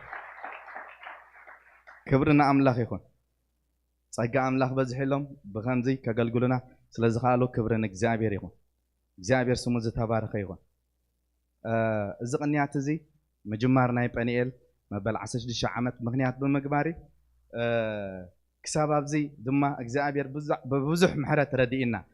እቲ ዘይሕለፍ ዝመስል እናሳገረ ብፅሒና እሞ ንእግዚአብሔር ሓንሳብ ክብሪ ንሃቦ ሃሌሉያ እግዚአብሔር ረዲኢና ይዝብል ሃሌሉያ እግዚአብሔር አሳጊርና ስሙ ዝተባረከ ይኹን ከምትና ካለ ስቂልና መጺና ስቂልና ዝኸድና ይኮነን እግዚአብሔር ኣብ ኩሉ ነይሩ ሃሌሉያ ወላ ኣብቲ ኣይነበረን ዝተባህሎ እግዚአብሔር ኣሎ እግዚአብሔር ስሙ ይባረክ ምክንያቱ ብዘይ እግዚአብሔር ኣይስገርን ክብርና አምላኽ ይኹን ሓንቲ ካልኢት ከማን ብዘይ እግዚአብሔር ሲ ኣይትስገርን እያ ንሕና ግን ንፈልጦ ኢና ሓንቲ ካልኢት ከማን ትኹንሲ ብምሕረት እግዚአብሔር ኢና ሰጊርናዮ እግዚአብሔር ስሙ ዝተባረከ ይኹን ክብርና አምላኽ ይኹን ንመጀመርታ ጴኒኤል ቤተክርስትያን ዝመፀ ጋሻን ንሕር ኣሎ ዌልካም ናይ ምባል ልማድ ኣለሞ ጋሻ ኣብ ማእከልና እንተሎ ጋሻ ፓስተር አብርሃም ኣብ ማእከልና ኣሎ ካብ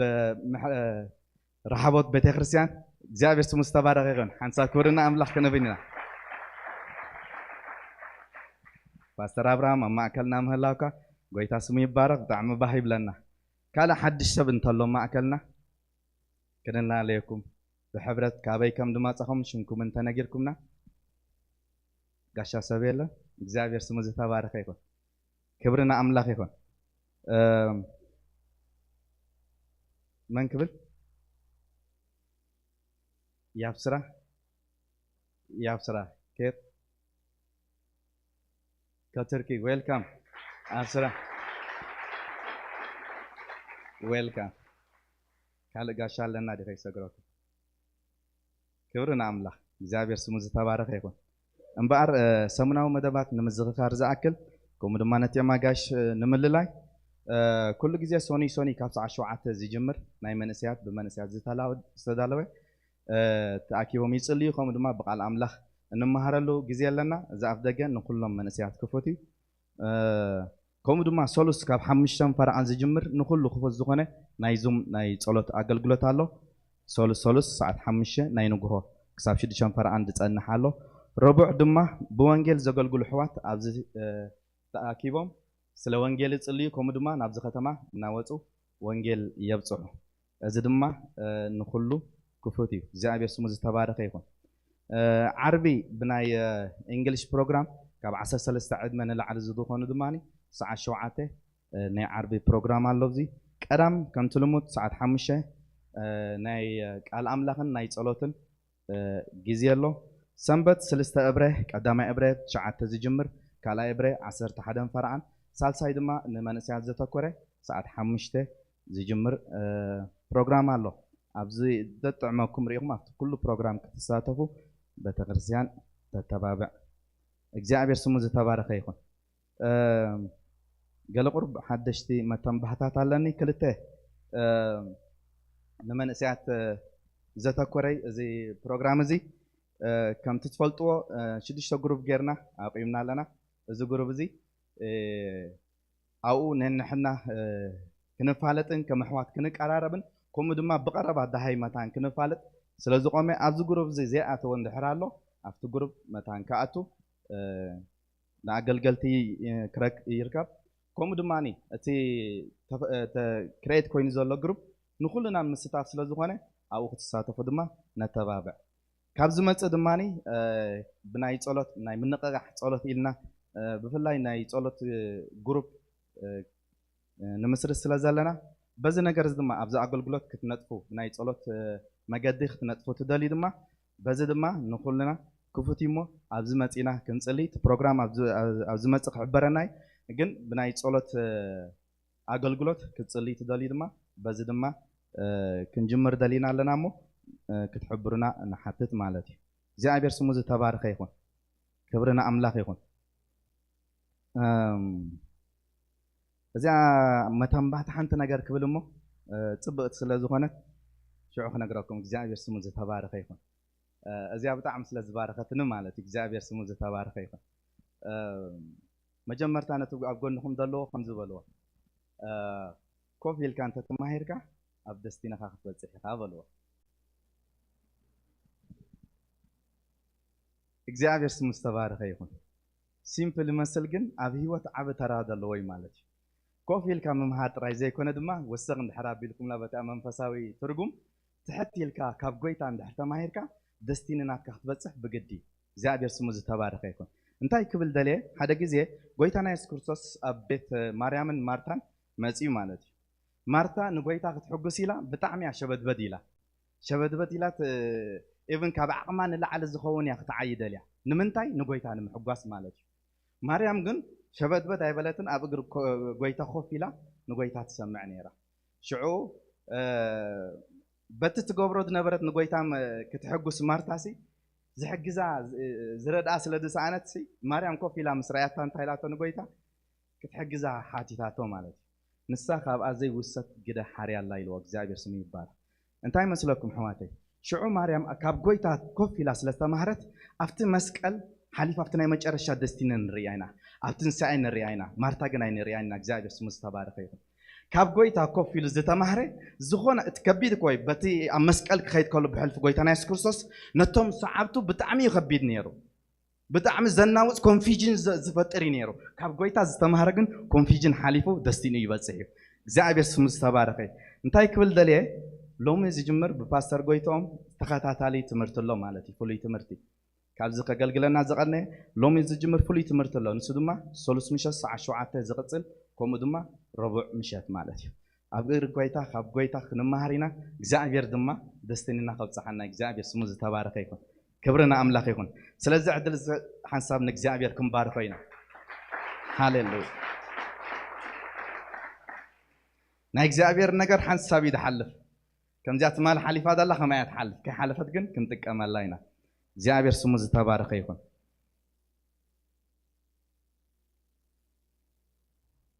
ኦኬ እዚ ምስ በልኩ እቲ መተንባህታይ ኣብ ዝወድእ ኣለኹ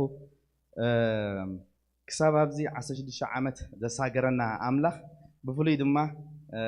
ከም ጊፍቲ ሓፍትና ሳባ كيك أدالي الله نزيا كيك نقرص عينا እግዚአብሔር ስሙ ዝተባረከ ይሁን ሃሌሉያ ክብርና አምላክ ይሁን ማፍተና ሰባት ቴንኪው ክንብላይና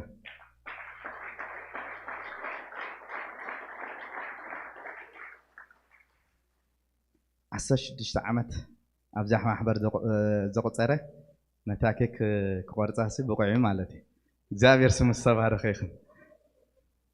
برزداي كان بعلك على ناسي كن زعمت جرينا إلنا أمش عمت كلا خنا 10 عمت كدينا بركاي تبع لنا حمال أنا قرطيت بالكم سي دينا بركوا እግዚአብሔር ስሙ ዝተባረከ ይሁን تاكك نابزخت مصيامو كما جمرتا 16 عمت أما أكلنا زجبرو بزحت نيم دلو جن متان كاين بزح كل تخرقح فقاد لي حونا سلمون كم نما زماري ياريت أبزخ مصيامو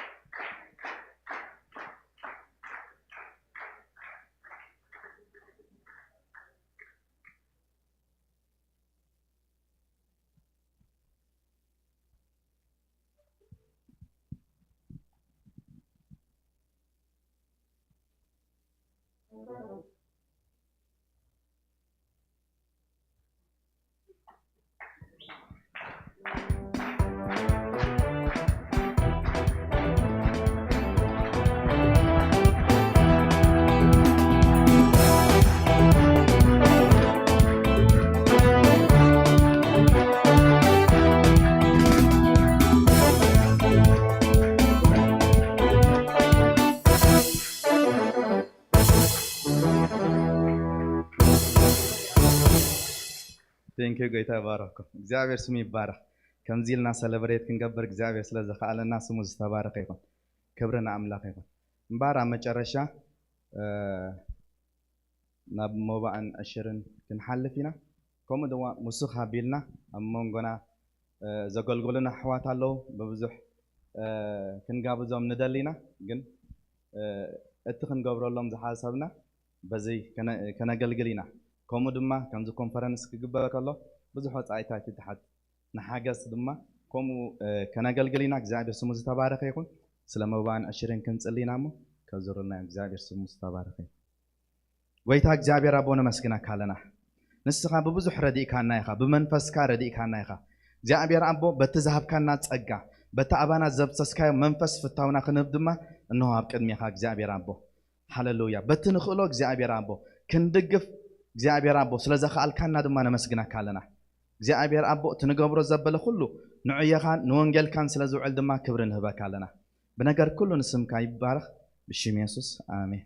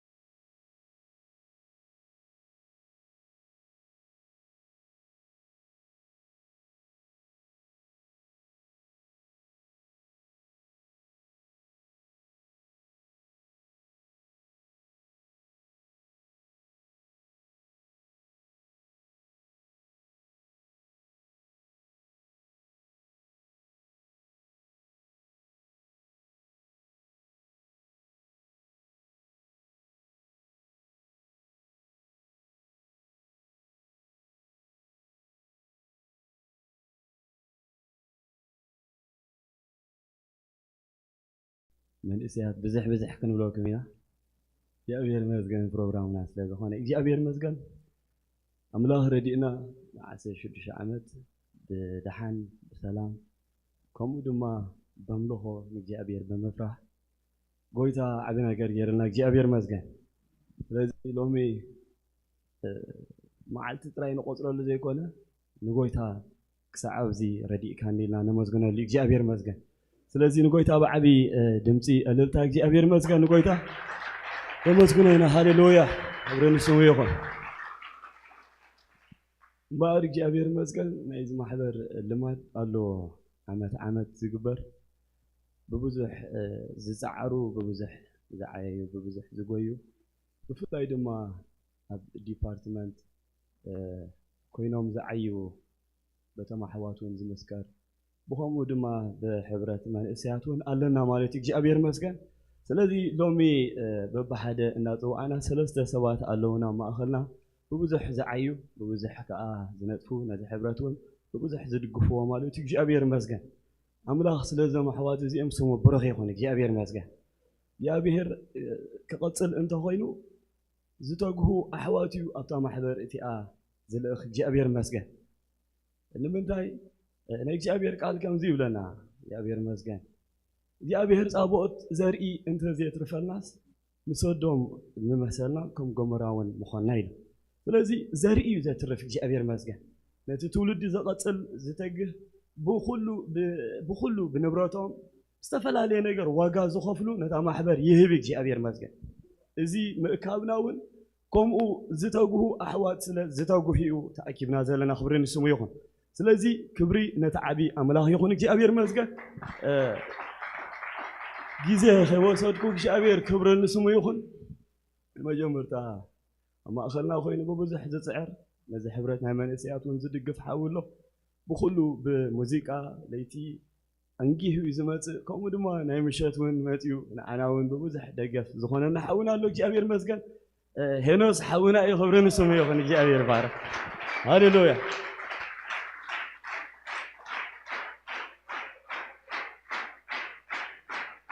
جابير مسجن باستر بري نابلغ ماتيو نيروس حاونا دما كبرنا እግዚአብሔር ይመስገን ሃሌሉያ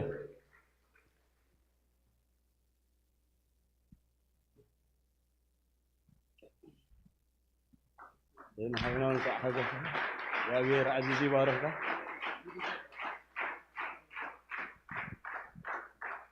ጎይታይ ባረካ ሄና ሓወይ መዲስካ ቀጽል ወስኽ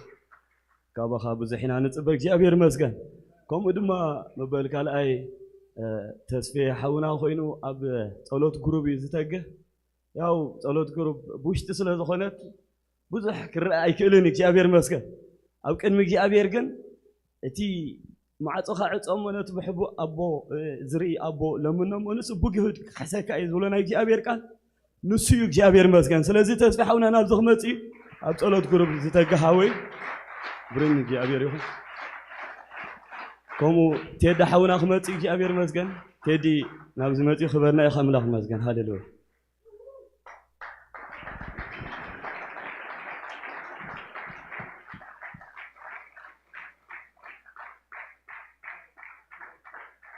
أملاخ مسجن እግዚአብሔር سناي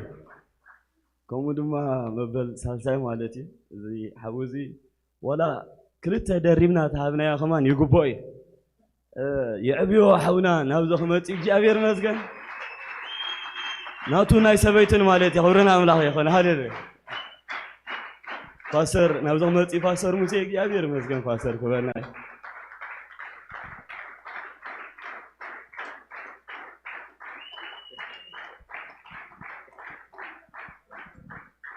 ጎይታይ ባረካ የባሐወይ ጸግየ ዘሐልካ እግዚአብሔር ይመስገን የአብዩ ሓውና ብዙሕ ይጠቕመና ኣማእኸልና ኮይኑ ብናይ እግዚአብሔር ቃል ከምኡ ብጉስነት ከምኡ ድማ ኣብ መዘምራን ኮይኑ ነቲ ሕብረት ካብ መጀመርታ ዘብሎ ዘሎ ንሱ እግዚአብሔር ይመስገን ነቲ ሕብረት ናይ መንእሰያት እውን ብኩሉ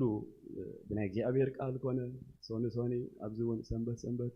بتمرت درجة كم دم هذا هاي نجبر ما أخلنا خوين بده عبينا جرز قال أبير مذكر أملاخ يعزيزو يباركك كم دم نبيتك أبير يبارك أملاخ مذكر يا أبير مذكر بارك تلتف إلى أخوارك جن كان ممورادي يا أبير مذكر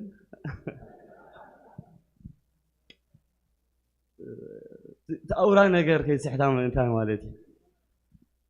يا أبير مذكر زي صبوا لماد ناي محبرنا እግዚአብሔር ይመስገን ከምዚ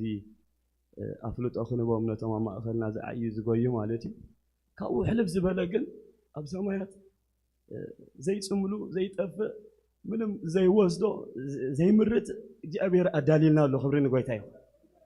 إذا خا إلو هوريا باولوس نتوم مجهدو زفكرو أنكولا يلو أملاخ مزجان سلازي كابزي زي بحاودي ما يشوم أي إذن هاي أين العلي أين ديبلنا بحاول تعرفي كابزي بلت إزبل وانو دماغ جي أبير زخنة صراحي وينك جي أبير زخنة أبكر مقويتا أخليل تداني نالو إذا خا نتوم زتعرو نتوم بتجهاتون إنك جي أبير زقلقلو نقوم تدالي له مالو خبرين قويتا يخون سلازينا دما النعين النتسعرن زلنا يلو بأملاخ تصفى سلاز جبرنا يلو جي أبير مزقان زي ما سؤالكو أما أخذنا بالله من سيات مالتي حواتي أبزخنا ديبارتمنت ني أقولقلوت زي لنا سنبت كم دما سوني نمت جن كأبدخنا أقولقلوت زي تتقرنا فينا زلنا بمحرات قويتا مالتي أبزات وقت زل عمد أبدخنا صلوت كرب ديو ناي وانجلوان الله ناي وانجلوان دياقونات الله مزمران الله أبزي تفلالي نتوم أقولقلت إن رخبنا نتو أبا بؤمننا نقلقل يا أبير مسكن أبكر مقويتا دم عسونا بوزح سلازي إزي أي نايمود أتخبلكم دله أبزا وتزل عمد أدخونه أقولقلت نساتف نقويتا نقولقلو تعال ما نسنتنا دم أبكر ميو نتكمل لك يا أبير مسكن قويتا عزيزي باركم هجينا بناك يا أبير قال كان حل فينا فانسر قويتا ويلكم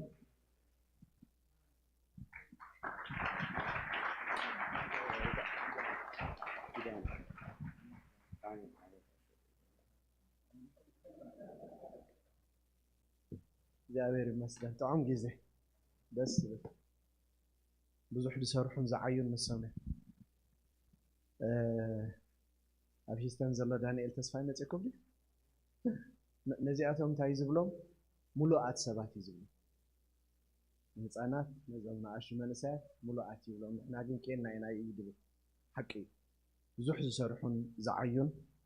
ንሳቶም እዮም ስሙ ኣምላኽ ይባረኽ ኣዝዩ ከዓ ደስ ኢሉኒ ስለቲ ዘለኩም ዓሚ ኣገልጊለ ነይረ መስለኒ ናይ ሎሚ 10 ወርሒ መፅእ ከለኹ በፅሒ ህይወቱን ዝብል ዓሚ ሪና ነይርና ስሙ ኣምላኽ ይባረኽ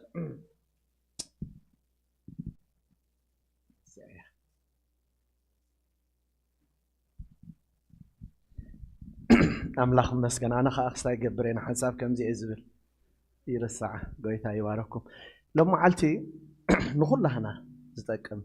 ነቶም መንእሰያት እውን ወሲኹ ንኩላትና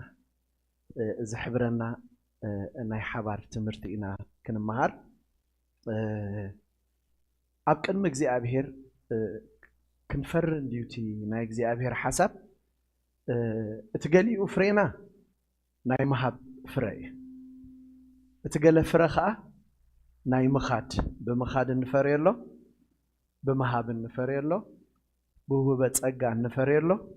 ሎሚ መዓልቲ ናይ እግሪ ኢና ክንዛረብ ናይ ምኻድ ፍረ ኢና ክንዛረብ ስም ኣምላኽ እተመስገነ ይኹን እዚኣ ልዓል ዘላ ኩላህና እስክነንብባ ተልእኾና እንታይ እዩ ናትኩም እያ ብዋ እዚኣ ተልእኾና ንኩሉ ሰብ ናይ ክብሪ መፈፀምታ ከም ዘለዎ ዘበስር ወንጌል መንግስቲ ኣምላኽ እንታይ ምግባር እዩ መብስባኽ እዩ ኣሜን ኣብ ወንጌል ዮሃንስ 15 ብኡ ክጅመር ኣብ ዘለናዮ ንክብሪ ቃል እግዚኣብሔር ደው ኢልና እዚኣ ሰማዓይና ወንጌል ዮሃንስ 15:16 ኣነ ሓሬኹኹም እምበር ንስኻትኩም ኣይሓረኹምንን ክትከዱን ፍረ ክትፈርዩን ፍሬኹምን ነባሪ ክኸውን ነቦ ብስመይ ዝለመንኩምዎ ዘበለ ምእንቲ ክህበኩም ነዚ መደብኩኹም ምዱቤ እስክንበል ምዱቤ ኣሜን ሕሩየ ከዓ በሉ ኣሜን ክርስቶስ ምእንታና ዝተሓረየ እንድዩ ንሱ ምስተሓረየ ምእንታና ንዓና ከዓ ሓርዩ ኣሎ ኣሜን ንሕና ከዓ ሕሩያት ኢና ስለዚ ኣብዚኣ እንታይ ትብል ዘላ ክትከዱን ፍረ ክትፈርዩን ናይ ምኻድ ፍሬና ክንዛረብ ብዛዕባ ቤተክርስትያን ክልተ ተልእኾ ኣለዋ ናብ ደገን ናብ ውሽጥን ሕጂ እቲ ዝዓበየ ከዓ ክስታይ ኮይናቶ ዘላ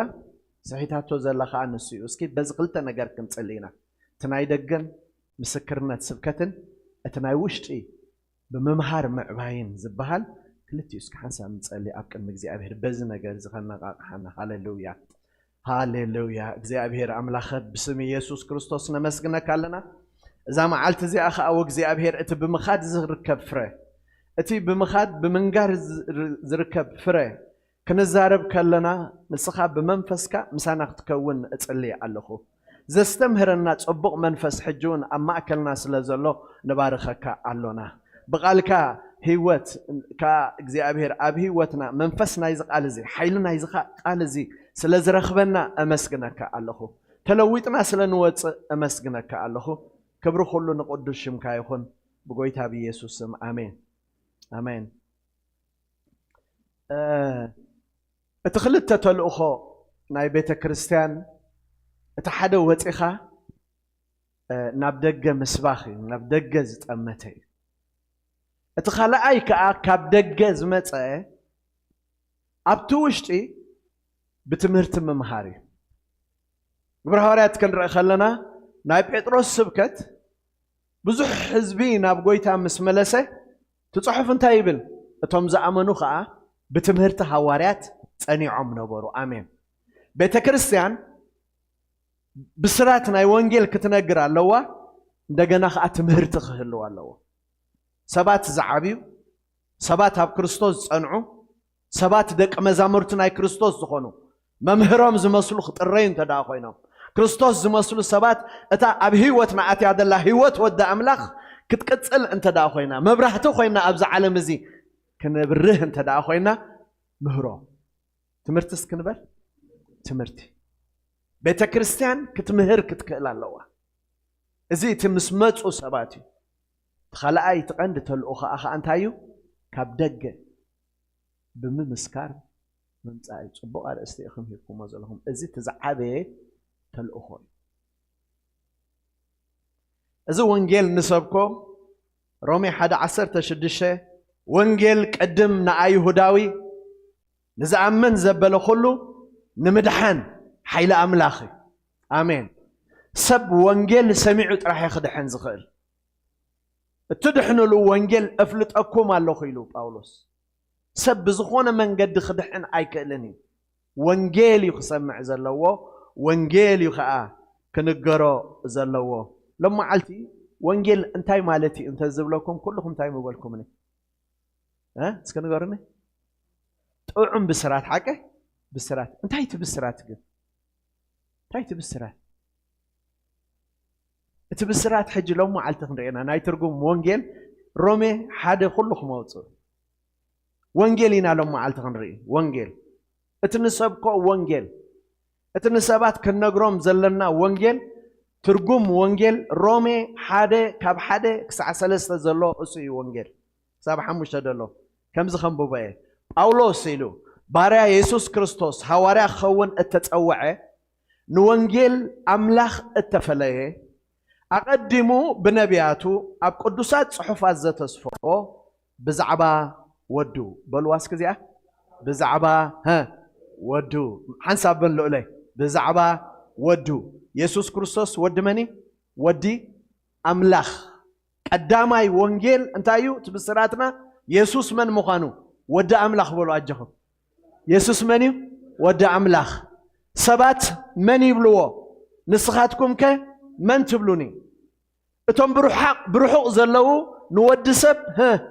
መን ይብልዎ ንስኻትኩም ከብቀረባ ትስዕቡኒ ጃልባ ዝሓደኩም ቤተሰብ ዝሓደኩም ጉርሁ ዝሓደኩም ምሳይድ ዝሰዓብኩም መን እዩ ትብሉኒ ትመልሲ ኣበይ ጸኒሑ ኣብ ርሑቕ ዶ ጸኒሑ ብቀረባ ኣብቲ ቀረባ ይጸኒሑ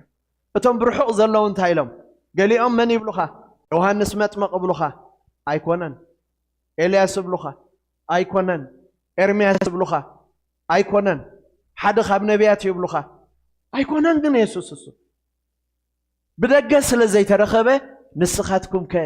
መን እዩ ትብሉኒ ጴጥሮስ ንስኻ ክርስቶስ ወዲ ህያው ኣምላኽ ኢኻ ክርስቶስ እንታይ ኢልዎ ንቤተ ክርስቲያናይ ኣብዛ ኸውሒ እዚኣ كسرتها بطرس أيكونن كوحي قبل علي يكونن نحن خنسرت اتأسس تزاربا قال أتأمين يسوس ود أملاخ إخاتبل الساعة خوحي أبقى مسرتنا زخوان السب كدحين انت دا قوينو يسوس ود أملاخ مخانو كأمنك خلق الله وانجيل بزعبا من يزارب يسوس نسو ود أملاخ مخانو بزعبا ودو بالواسك حنسب بزعبا ودو بزعبا ودو إنا نزار يسوس ود أملاخ مخانو إنا نسبات النقرو قداماي بسرات يسوس نسو من مخانو ود أملاخ بؤس سمركم فتوديو نسو زبلكم سم يسوس ود أملاخ سويت بسرات سبات زخ أمنو الله بزعبا ودو لازم السبات مسرخ من يوم وانجيل كنزاربهم كلنا يسوس نسو ود أملاخ بزعبا ودو كابزر إي داويت التولده كلا أيكا يسوس ود سم مقانوها السبات كن نقرم كن كألنا نسو ماني ود سب نسو خامني ود أملاخ مجمر يا جنت تزجر مني أنت اللي يجمر دلله يسوس ود من ود أملاخ لا تجمر آمين آمين نسو ود أملاخ بدحر يا أخي ود سب مخنياته أنت هيدي بالزلة كابزر إي داويت التولده لازم نسون مني ودي سب تخيل أي بسرات ما سبات إنه نقرم نسو ود سب مخان بسجا أنت خمس خانة كم استقلت حق أنيا مهرو كم زخونن نايت أرا كريستوس تمرتي كم زخونة تتمرتن النفل اللي حدا أملاخ يبنا زلوا معك أنا نتايو يسوس كريستوس بسجا خمس تقلت زي عمن زبلا نسوق عمن يلو كابس أرا كريستوس يلو سلازم ما نمسب تودع أملاخ ود سب كوين خمس تقلت كنسبخ كلا آمين سالساي ود سب مخانو زغطلو انتايو سالساي كن رئينا كابزر داويت التولد مسبله نسو يسوس كريستوس غويتانا مسبله كموتان بمتن سوء خات بلاله سلازي ود سب سلازي خونه امنتاي كمصخلو نري لنا امومات نسب كدحن اذا ود سب تبل سمعوا يسوس كريستوس زفت وازنبرت كابز خونه نلعلي دصو علو نبره نرؤسو انتاي تبلي انغدن ندو ودسب يدبل نيرو ودسب رؤسو زصلله يبلو ودسب بيد حطان كتحازيو ودسب اتا اندي يسوس كريستوس زاربلا زنبره ودسب يسوس ودسب كم زغونه غا نسبات تخن غبرو مالنا كنغرو مالنا يسوس ودسب خلق بسرات يسوس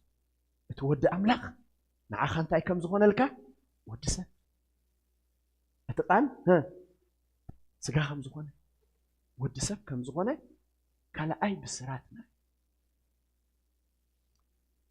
ودسب زخانة لو مخنات ثلاثة نجاري قداماي كابجزي أبيهر زمت أو مهرونيرو آمين نزي كابابوز سمعت راح يتزاري بيسوس كريستوس ملأختنا يبوت راح يجيرو مهروك زي أبيهر مهيرو ودسب كوين استقلت قالو كاب እግዚአብሔር سمعكو تمهرتي يلو ابوي زلاخنه تمهرتي ناي رأسي አይኮነን ይሉ ቀዳማይ ወድሰብ ዝኮነሉ ናይ እግዚአብሔር ትምህርቲ ናይ እግዚአብሔር ቃል ሰባት መልእክቲ ክዛረብ ይመጽእ ከላይ ወድሰብ ዝኮነሉ ምክንያት ከላይ ከ እንታዩ ዝንዓና ንፍልጠቱ ጥራሒና ክንሕዞ ማለት እዩ ወድሰብ ይልና ክንዛረብ ከለና እንታይ ወድሰብ ቀዳማይ ትምህርት እግዚአብሔር ተዛሪቡ ምሁሮ እግዚአብሔር ከላይ ከ ከገልግል ርኡስ በጃ ብዙሓት ክህብ ወድሰብ ኮን ከላይ ተኻ እንታይ ኢልና ከገልግልን ህይወቱ በጃ ብዙሓት ከ ክህብ ወድሰብ ኮይኑ እዚ ቀዳማይ ከገልግል ትምህርት እግዚአብሔር ብምሁሮ ዝመሃሮ ትምህርታት ኩሉ ናይ ርእሰይ ኣይኮነን ኢሉ ናይ አቦይ ኢሉ ስለዚህ ከገልግል እትማል ነግረኩም ነይረ ማርቆስ ኢየሱስ አገልጋለ ከም ዝኾነ ይጽሕፍ ዘሎ ማቴዎስ ከ ኢየሱስ ንጉስ ከም ዝኾነ ይጽሕፍ ዘሎ ሉቃስ ከ ኢየሱስ መድሓኒ ከም ዝኾነ ይጽሕፍ ዮሐንስ መልእኽቱ ክንሪኦ ከለና ኢየሱስ ወዲ ኣምላኽ ምዃኑ ይዛረብ ኢየሱስ ኣገልጋሊ ወዲ ሰብ ዝኾነሉ ምኽንያት ንሰባት ከገልግል ተኻልኢቲ ከዓ ህይወቱ በጃ ብዙሓት ሳልሳይ ወዲ ሰብ ዝኾነሉ ከዓ ወዲ ሰብ እሞ ክፈርድ ስልጣን ኣለዎ ብኽብርን ብግርማን ብናይ መላእኽቲ ዓጀብን ክምለስ ኢየሱስ ኣብዚ ምድሪ እዚ ንሽሕ ዓመት ክገዝእ ወዲ ሰብ እሞ ክነግስ ይግብኦ ተጻሒፉሎ ስለዚ ወንጌል ሓቂፍዎ ዘሎ ቀዳማይ ብዛዕባ ወዱ እዩ ካልኣይ ኢየሱስ ብስጋ ከም ዝተገለጸ ካብ ዘርኢ ዳዊት እዩ ኢየሱስ ወዲ ዳዊት ዝበሃል ሰሚዕኩም ኣለኹም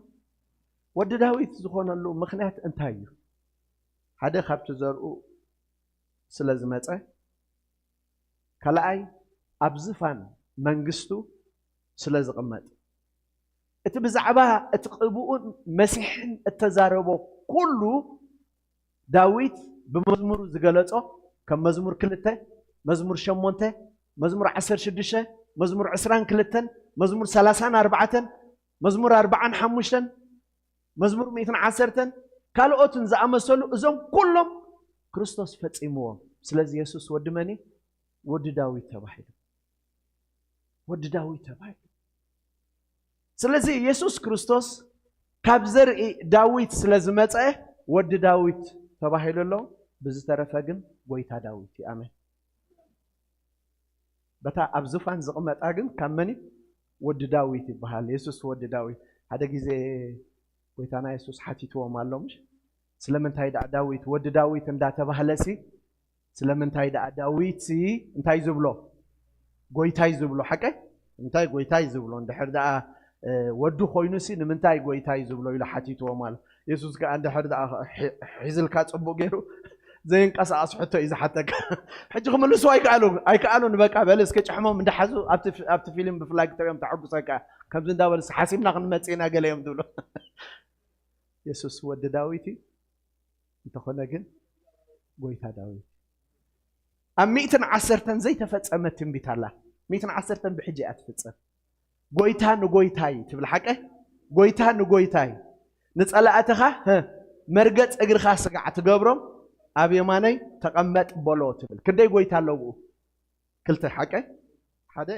ጎይታይ ተኻልኣይከ ንጎይታይ ዳዊት ክንደይ ጎይቶት ኣለዎ ክልተ ከም ዘለዎ ጥራሕ ኣዛረብ ኣሎ ብዝሓቀ እንታይ ማለት እዩ ብኻልእ ኣዘራርባ ቀሊል ክትብለልኩም እግዚአብሔር ኣቦ ንእግዚአብሔር ወልድ ንጸላእትኻ መርገጽ እግርኻ ክሳዕ ዝገብሮም ኣሜን የማነይ ተቐመጥ በሎ ማለት እዩ ብኻልእ ኣዘራርባ ተጸርብ ዝበለ እግዚአብሔር ኣቦ ንእግዚአብሔር ወልድ ንጸላእትኻ መርገጽ እግረይ ክሳዕ ዝገብሮም ኣብ የማነይ ተቐመጥ በሎ ኢየሱስ ክርስቶስ ሞት ስዒሩ ምስ ከደ ኣበይ ዘሎ ሕጂ ዕብራውያን አንብቡ እንታይ ይድብለካ ንጸላእት መርገጽ እግሩ ክሳዕ ዝገብሮም እናተጸበየ እዩ ዝብለካ ጸበይ ይደለታ እጽበይ ዘሎ ካልኣይ ምጽኣት ክመጽእ ምክንያቱ ወዲ ሰብ እሞ ክፈርድ ይግብኦ ይጽበይ ዘሎ ካልኣይ ምጽኣት ኣብ የማነ ኣምላኽ ተቐሚጡሉ ሰለስተ እንስካ ሓንሳብ ንበለን ወዲ ሰብ ዝኾነሉ ምክንያት ቀዳማይ ከገልግል ሓቀይ ካልኣይከ ህይወቱ በጃ ብዙሓት ምእንቲ ክህብ ሳልሳይከ ወዲ ሰብ እሞ ክፈርድ ይግብኦ ክምለሲ ብኽብሪ ክምለሲ ብግርማ ሃሌሉያ ስለዚ እታ ሳልሰይቲ ድሕሪ ወዲ ሰብ ናብ ምንታይ ኣምፅእዎ ኣሎ ናብ ሞማት ኣምፅእዎ እታ ሞት ክንሪኣ ከለና ጴጥሮስ ኣብ ግብረ ሐዋርያት ካልኣይ ምዕራፍ ጠቂስዋ ኣሎ ዳዊት እቲ ርእሲ ቦታት ስምዑ ዳዊት መን እቲ ርእሲ ቦታት እቲ 16 መዝሙር ዝዘመሮ ብዛዕባ ሞትን ትንሳኤንሲ ሓቀይ ቅዱስካ ጥፍኣት ክርኢ ኣይትፈቀድን እያ ትብል ሓቀይ ንነብሰይ ኣብ ሲኦል ኣይትሓድጋን እንድያ ትብል ዳዊት ብዛዕባኡ ዘሚርዎ ነይሩ እንተትኸውን እዚ መዝሙር ኣስተውዕሉ ዳዊት ዳእቲ ርእሲ ቦታት መቃብሩ ኣበይ ዲ ደሎ ኣብ ማእከልና እንዲ ደሎ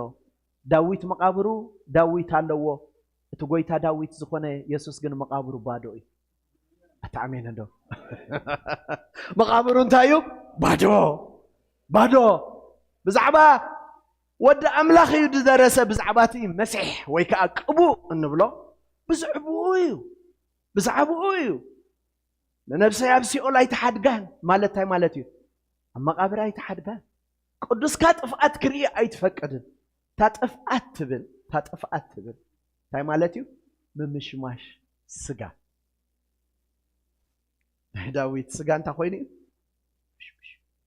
داويت بزعبو زميرو نيرو انت زغون مقابرون موعل ابز قدمينا الله زمش مشط راح زيكونسي نقاقيصي خماني يزب زلو بيتروس اب غبر هارات كلاي مارا ازغن بزعبات قوبو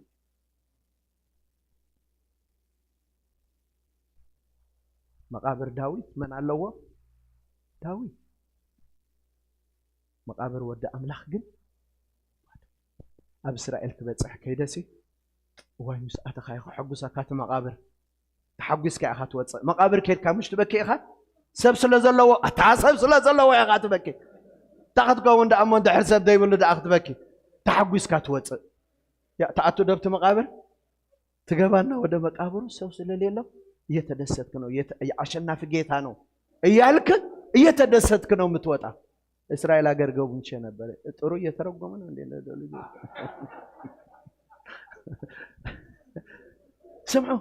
سمعوا أبت مقابر مساعته خص كم زي بهتادي في الساعة وريرني قلت أنا جراب إسرائيل كيدا تحبس قوة حدا دبر زيت خلى أي مساعت بزح سلز الزارب دبر زيت مسرقت قوة انتهي لمسيلكم واو أتا دبر زيتي إله نايقوم نجاركو إدبلكم دلهم أتا دبرز انتي دي تذكرني 19 رأي يوحنسن 14 زكرياسن يسوس كم الناس كله حزم ناس أجارو بيد خرجت أب دبر زيتي هو حج بزيت لوت أكل رجت أكل له أتا دبر زيتي بزيت لوت أكل حج رجت أكل له صباح كأمس قويتاي بنايتن ساعة أكل أبزي خرجت أجري كلا عايز حقو سني أنت مقابر ود أملاخ بعد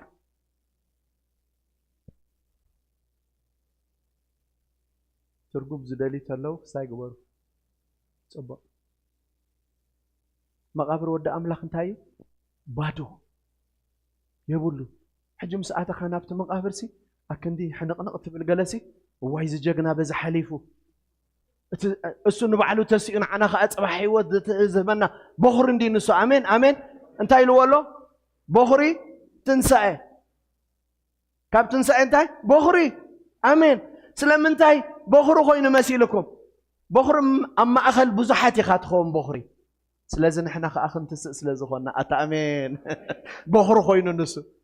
بخور خوينو مغناتو زتسوق اخل اما اكل بزحاتي خا بخور تخون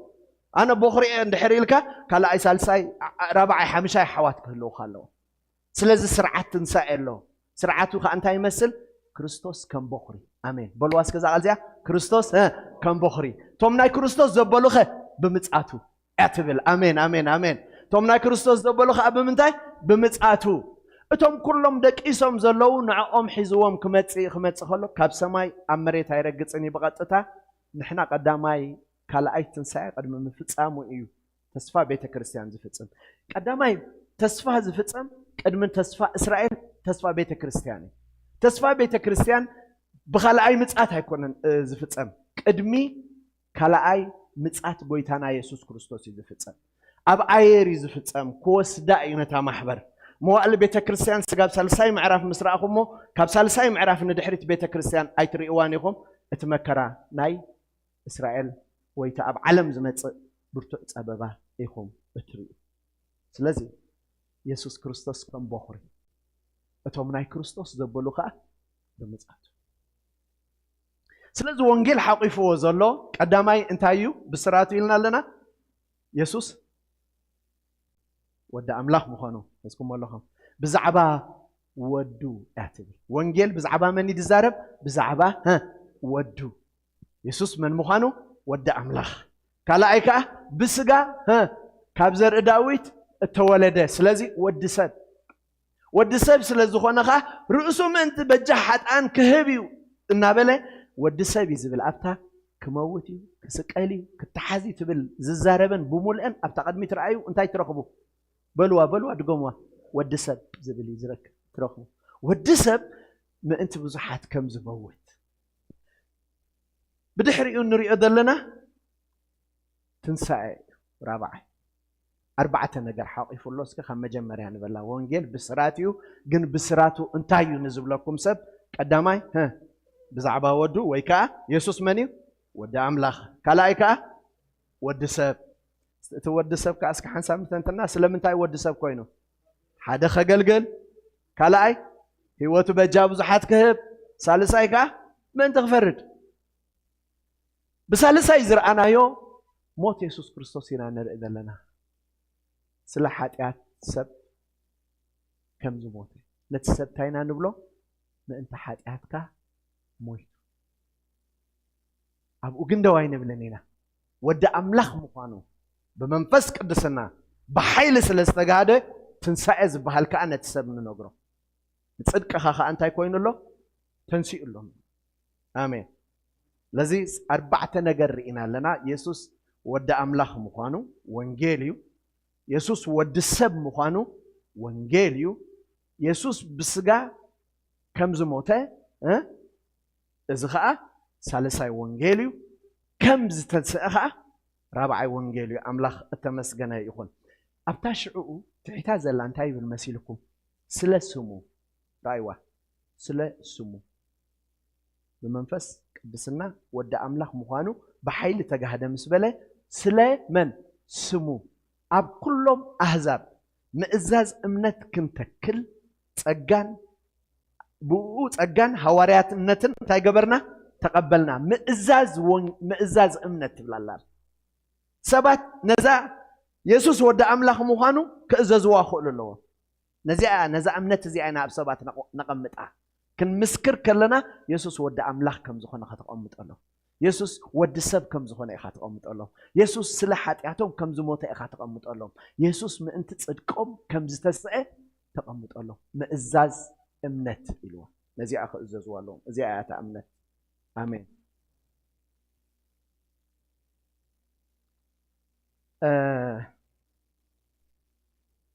اسك حوارات كم زمسكرو اكل تبوتا خريئكم مسكرنتنا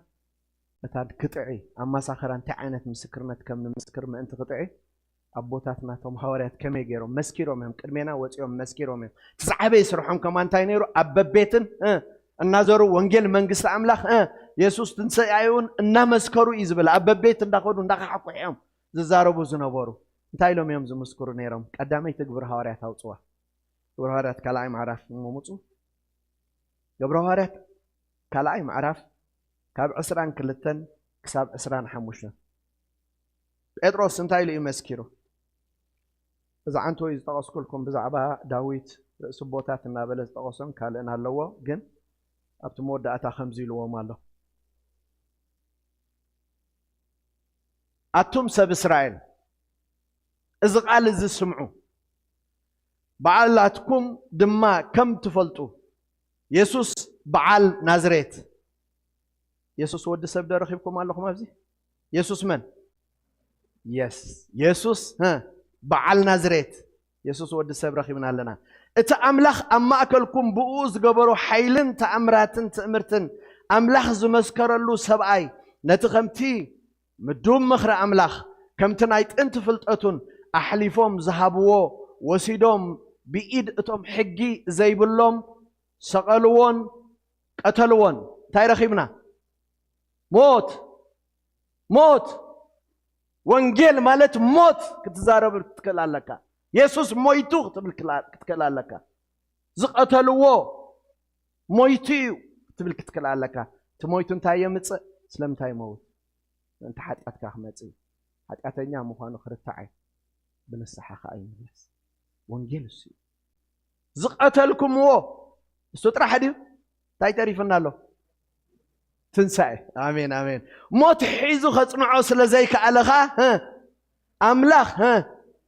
كم معسر موت فتحوا انتاي غبرو اتنسو لبوم توقع لك شعو ازي تلبسب زوق ازي هو سب زغير سبات بزيهم كمتو زلهم نسو ود أملاخ مخانو نسو ود سب مخانو نسو خمز موته نسو موت هتصنعو كم زي حزر آمين ما أسر موت فتحو أملاخ انتاي كم زقبرو أتسو إزبل هاليلويا أتسو زمسكونه لبوم تاي كونه يبلنا توقع مستوقع أخ أنتاي لهم قبر ملسي أمت يوم أحواتنا انتاي نقبر انتاي نقبر كوين شعور آمين آمين آمين لا تقويتان رأسن زخونا كريستوس تقبل وخايلهم آمين توم شعور زربوا أباهي لهم تقبلوا انتاي يبلنا تقبلهم من قويتا تتأمقوا نابتا محبرك توسخ يبلنا كالايتس مسكرنت قبر هالات عصراي معرف باوتو أبتا هواريا باولوسي ناري إنايا أبرومي خنريو خلنا هواريا باولوسي تا وانجيل زرزيروا أبزخاء بيتروسي نانريو زلنا خزرزر كله قبر هالات عصراي معرف كاراي عصراي معرف قطر سالسان شمونتن أبيت كارنيليوس زبهالت أليان سبايو مچم انقع باولوس مصاي خاتب لنبري ابعال بطرس وانجيل حويان يرا اي مخدتن اي مدفئتن فلطيهم حكه مش هو اي مخدتن اي مقصلتن مخنياتو اندا طليان كتعاتوسي اندازي قرنيلوس زبهال طليان انديو تتصويعو خخيدسي بخندي صقم وانجيل قدم نمن نا يهوداوي بدحريخه نصرعاوي نزامن زبله كله نمدحان حيل املاخ واي بطرس نخخيد نع حريتك بالعتب هيلو بلعي فلت عليه السكو اي احزاب زبهالوسي مقراب سينو قعدا باولوس مصنبره افاتينوا بطرس باولوس مصينبه دحرنا بتغزኦም مسكدس انتاي لهم مچم تفلطو يخوم نحدا يهوداوي اندخمخاتكم اتاو اشغاري انت بلا مصيو أنا عاطرح تدالينا لنا خاصة بايك أتامين دولة جالك نعندو سائل قاطرح أتو طرح نع أملاخ ملأخو لإخو سديدلنا انتاي كم زبولونا تتلان كأتفلت ديهم نتروماوي زقرمو كواي إذا ساب أي كارنيلو سم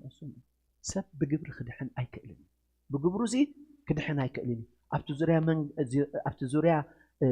منقسط سماي جن أبتي دقة أو يخول الدبل تخستاي بك أو يخول الدبل كأتو أي كألني صلاتو كوتا سمعي السباي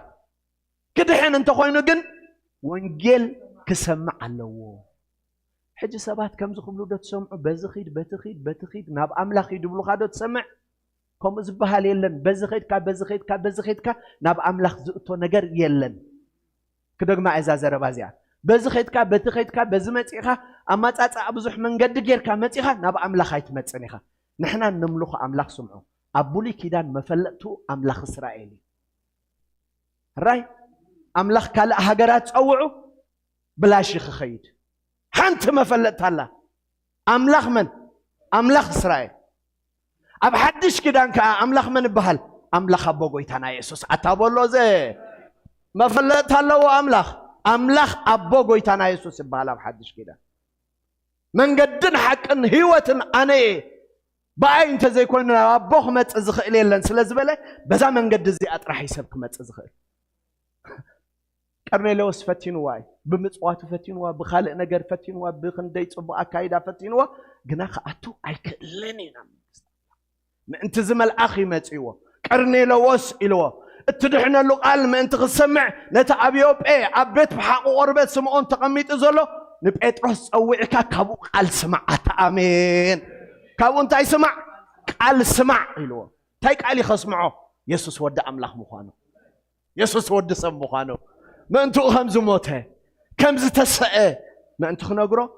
قال كابو أمسي خاسم ويو بيتروس أيكا تفولتو يا خومي دحاندو عيلكم تقرمكو أي بيتروس كا كم زخماهم كم زخمايز عمسلة تفولتو ياهم كم زخمايز عمسلة نابز غزاهم كم زي أتو تفولتو ياهم دحان أتو تقرح أتو زاخو لاسد نعخا اتساب أيكا أزقرما كادو حق أي نسون بيتسابون سي بتصمعاتي زصبزلو اتو طرح بيتروس تزارب طرح اتو محواتنا يلو مس جمره منفس قدوس تمليو أملاخ عندكم هرو دليل بطرس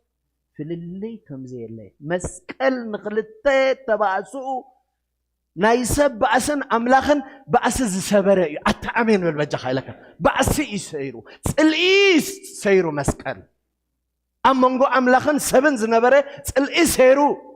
أمانغو سبن زنبرة الإيس سيرو سلازا أيهوداوي يلا ترقاوي يلا بمسكال زعمنا خابزهم كل التس حدش سمع أنت فتري كريستوس سموت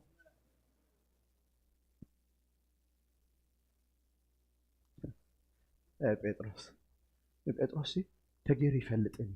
سبات قال أملاك مسمعو منفس قدوس بقانقا مصلح أي ترخبوني خو مصحف قدوس قدمتا خغبرو لو نسحو دحار ويتا خقبلو تا منجدكم ملسوا دحر مدحانهم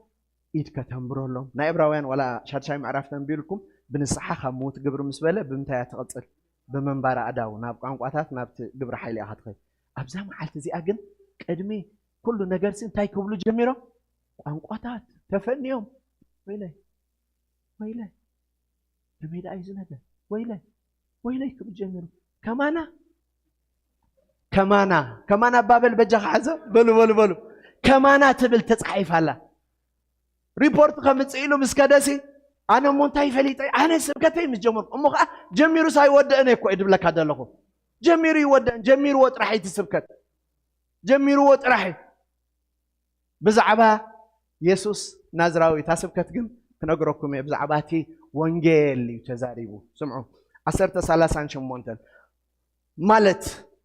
بزعبا يسوس بعل نازريت آمين يسوس ود سب ود أملاخ بزعبا يسوس بعل نازريت أملاخ بمنفس قدوسن حيلن كم زقبو أملاخ مسؤوس لزخونه النازورة أبوك كم زجبره نتوم سيطان زأسرهم كلهم كأخم زحوه نسقاتكم تفلت إيهم نتي أب هاجر يهودان أب إسرائيل يرساليم زجبره كله نحنا مسكر إنا مسبله نعو ملولي نعو أب عنش أيتن تايجو يرمو ساقيلهم ساقتلهم مويتو زي بلو وانجيل أيكونن كما يلو خدح نسب موت نا يسوس تزينا غير كايو مويتو يزب لك هذا سقيلهم تاجرمو قتلوا نعو أملاخ أبسال سيت معلتي أتنسو كجهد ون هبو وانجيل زي يسوس ورد أملاخ مخانو يسوس ورد سب مخانو كم زموته كم زتنسى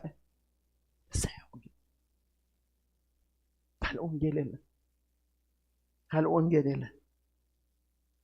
ريبورت مستبهله وأنا دا أخيدي يوم أحزاب كيدي يوم ودقرمكم تي ريبورت خو كله حق ساكا لك كم تأبدا زوردي كما أنا لك في اللي بزي بقولوا تجازاسي كم تي جبرهارات كلاي معرف مالته كوي كما أخوينا تا مدرسة ما يصير خمسة كمان معرق يروم هذا آمين وانجيل قدمنا من دحركه نصر عود نا ايهوداوت راح يكونت وانجيل نصر عود نزعمن زبله نمدحان كيترسعوا ابيت انت يلاتا نمدحان انتايو حيل املاخ الزبات كدحنون دحر دا خوينهم وانجيل طرحهم كسمعوا زلوا سم املاخ يبارك فيليبوس كا مسكرنته لكعكم المرغاغص يزمص زلخو تن مسكرون سباتسي يسوس ود املاخي يسوس ود سبي لانت حاتياتنا مويتو سلا صدقنا خا تنسيو زبل وانجيل ازر 4 ነገር يحيزو زلو فيليبوس كه لتسلوب ኢትዮጵያ ወخنر خلنا كم نقدتنا مصه حنت صحفت رخيبو سياس 50 سلستن معراف نزم مسكرنا من امنو قلصم እግዚአብሔርከ نمن تجاهدلو زبل بزعبا جنشل زخونه ود املاخ بزعبا موتون بزعبا تنسايون ياتزارب تا مصحف كم زموتن كم زتسئ ياتزارب ازي ኢትዮጵያዊ سلوب ينببا ينزا مصحف مردا اجن ابياتو ينببا ددغاغيمو اذا صحفت زي اسي بزعبا منه زعبا رؤسه ده ويس بزعبا خالي يزارب زلو إلو نحسبه منفس قدوس نفيليبوس انتهي قبر يدبل أمتئوا منزعوا أمتئوا نابز طغاه سلوب إثيوبياوي جواب بيلو تحاري له إذا تنبوه دلخس هو تستوعلو دلخ يرد أكاد الله إلو شو أنت إلو حدقوا كي مهار النسي كميلو يخون الله إلو شو تصحف تايبل كابزات صحفة زياء جميل سبخلو آمين كابي جميرو كابزات صحفة أب أنت هينيرا موتن تنسعينها 53 موت راح يزقهاد جن تنسعي 5 لو أفتوش تعالو زر أخري صامو أخري مش لله فرخر مالتي آمين يسوس بيني مويتو كموت كله مويتو من حاتياتنا مويتو كتسق كله خي ولو تنسعي أمتي اللي ينبه يخم أبولي كيدان تكاهن نما قدس كأدخله 10 تقلت أمي نايتهم 10 تقلت نجد زوكل أب أفلبو سانك أجيرو أمان حزيو زعتو نافت بيت مقدس أتقدس تقدسه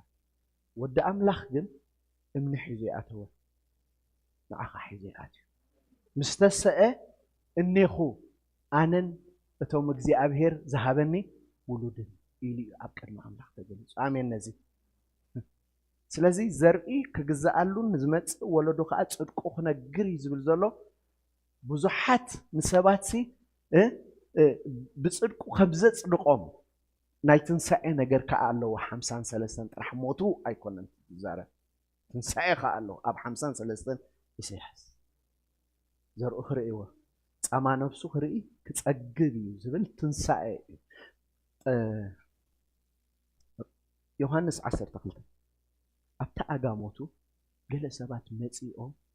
كريئو وداليوم يسوس حجي لما من هواره ممهركم بارئينا إلى مو بحار آتيوم ممهر سبات كريئو خادلي لوي لما حجي أبتي أجاموتي غا بحار واتيوس أي تزاربنو كو خالي فرسرناي تزي ودقت تزي موتت بين أتترفيلو عند حر زي مويته بين يخو خوني يزبل زلو حجب خلا عزار هربا كودقه كموتي كله خجل بزحات كودقه بزحات كفل شو عم يستسأل انت هيلو نيخو أنا أتوم مجزي أبهر ذهبا ولودن يلو نابتنا حقي مقدسي آتي مدراه مقدس له سمايا مقدس له مثلي مقدس له أرون زعات أنا له نحق مقدس جن أب سماي صلالوتي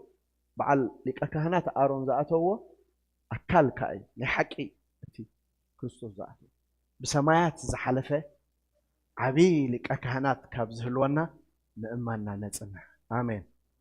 كأتو خلو نابتنا حق مقدس أمانة يكون حيزو آتيو إني خو إيلو تمزد حنو ما يتنسى ولد حيزو أنا تم نسخة ذهب كان ولد إيلو تقول اسمه أفلا تبارك إيخو سلازة خبزة معرف إذي أجميرو وانجيل انتاي قبرا إيدبل سبخلو سلازة كل تتعفن دحيرو خمزوات أجن انتاي نرئي أبصر رجلات تسقيلو من داخل خلوزي ما يبتعهم حكي زي تنجرنا تقدم ما يتعفت يوتي زي تبهله حكي زي تبهله بزعبها موتن تنسين دروخهم تزاربو كابزات عفت زيئة سلزبلن تاجرنا لنا الرجاجيتنا لنا حكي ترفنا جنا لا تحر ماي مسبت حسي أنه ماي فيليبوس كم زازبل كاني 5 سبخ كاني كسعبت أمقت عندي خيل كاني كنت مقصب بنصحات مليسو مش نقير كان لها انه ماي كيت امق انت يخلك لاني سلازم بزعبا ما يبصحي والله حكى بتسبكت مالتي مغنيات دحير وصالو اسو خنتا ايلو وا با نعت تطمق سبات اندحر اطبيقهم دي امينهم ايتدفؤون بجاهم كابت بقلعه خلو تطمقو زحيش ايكونه لو طينا متصنينا دغما ازي أنا خندي مهير له سبات دحر دي ترديهم أي دفعوا منه إنه ما يكيت أمق من يخلق لنا مسولس تمليس حتيتوا زبالكو خاصني إكايو ديخا زبالكو خاصني إكاديخا تمليس حتيتوا بملؤ لبخا ملؤ لي أنت أمين كاس يخون لك أمين هو يسوع كريستوس نسو ودع أملاخ مخانو كاب عفو أتأمين الدبل بتشغلك يسوع كريستوس نسو من مخانو ودع أملاخ مخانو يأمن الله مسبلة سرق الله دواب بالله أتأمين وانجيل دزارب زلهم تنحك وانجيل تزدحن وانجيل تسبات زلوت وانجيل نسو ودع أملاخ مخانو نسو ودع سم مخانو نسو سلسب كم زموته نسو أسلت سب كم استسع سب كسمع الله بزي رتع خركب زلوا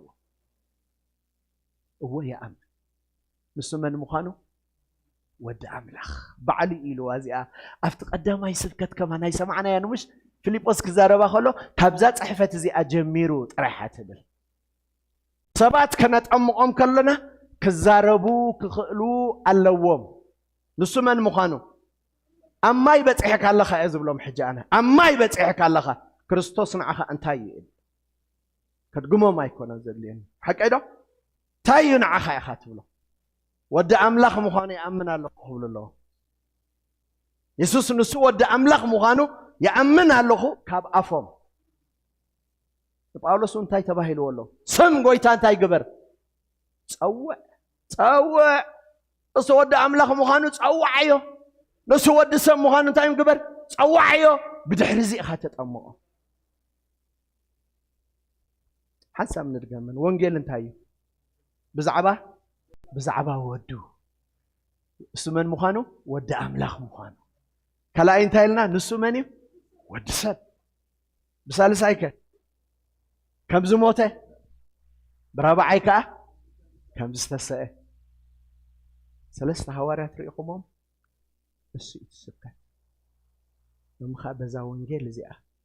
يوم سبات كبوت زلهم سمع أملاخ تبارك يخون آمين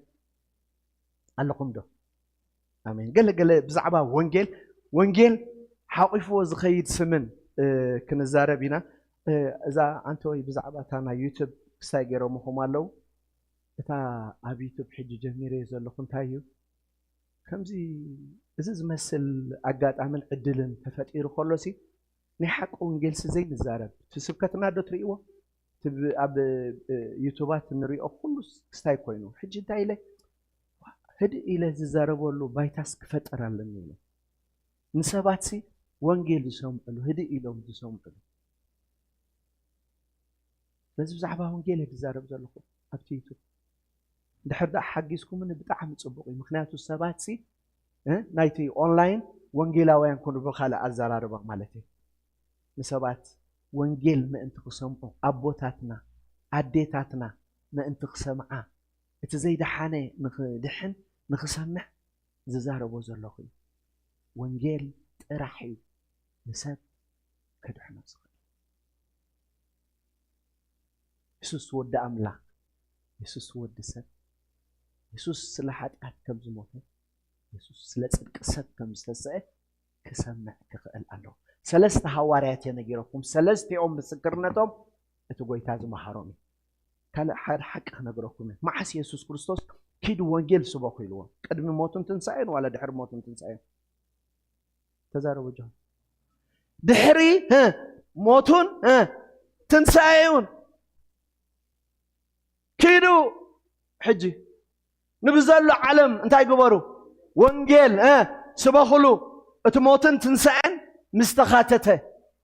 يسوس ود أملاخي يسوس ود سبيو جنز ترفه نيرو موتون تنسعن جنز ترفه نيرو قد ما عرقتو بتا 4 معالتي ود أملاخ مخانو بحيلنا تقهده نبزحات سبات تقهده اللو جيزي قد ما معراقو ايو سبات كيدو وانجيل نبزلو فطرة تاي قبرلو سباخلو بلواسك حساب نمن نبزلو فطرة زعمنا أنت خوني كدحني ስለዚ ድሕሪ ትንሳኤ ሞቱን ትንሳኤውን ምስ ተረጋገፀ ምስ ተወድዐ እዩ ኪዱ ፅሬና ምእንቲ ክንፈልጦ ንዛረቦ ምእንቲ ክንፈልጥ እንብሎ ምእንቲ ክንፈልጥ ብዙሕ ግዜ ታሪክና ኢና ንዛረብ ርትዕ ክመፅእ ዝኽእል ኣብ ሰባት ግን የሱስ ንሱ ወዲ ኣምላኽ ከም ዝኾነ የሱስ ንሱ ወዲ ሰብ ከም ዝኾነ ከገልግል ህይወቱ በጃ ብዙሓት ክህብ ተመሊሱ ክፈርድ ወዲ ሰብ ከም ዝኾነ ኣስማ ስም ናይ ወንጌል ክንርኢና ቅልጥፍ ኢለ ብኡ ክወደ ትምህርቲ ስለ ዝኾነ ከምዚ የለን ሕራይዶ ወላትካ ኣብዚ ዘሎ ዝሕል ኢሉ ኣሎ ፍትኻ ኣምላኽ ባረኩም ቀዳማይ ትፈልጡ ዲኹም ፈላሚ ወንጌል መን ምዃኑ ጎይታ ባዕሉ እኮ እዩ ወንጌል ዝሰበኸ ባዕሉ ምስ ኒቆዲሞስ ዝገበሮ ዘረባ እኮ እንታይ ድዩ ወንጌል እኮ እዩ ዛሪቦ ንኒቆዲሞስ ዝተዛረቦ ብምሉእ ወንጌል እዩ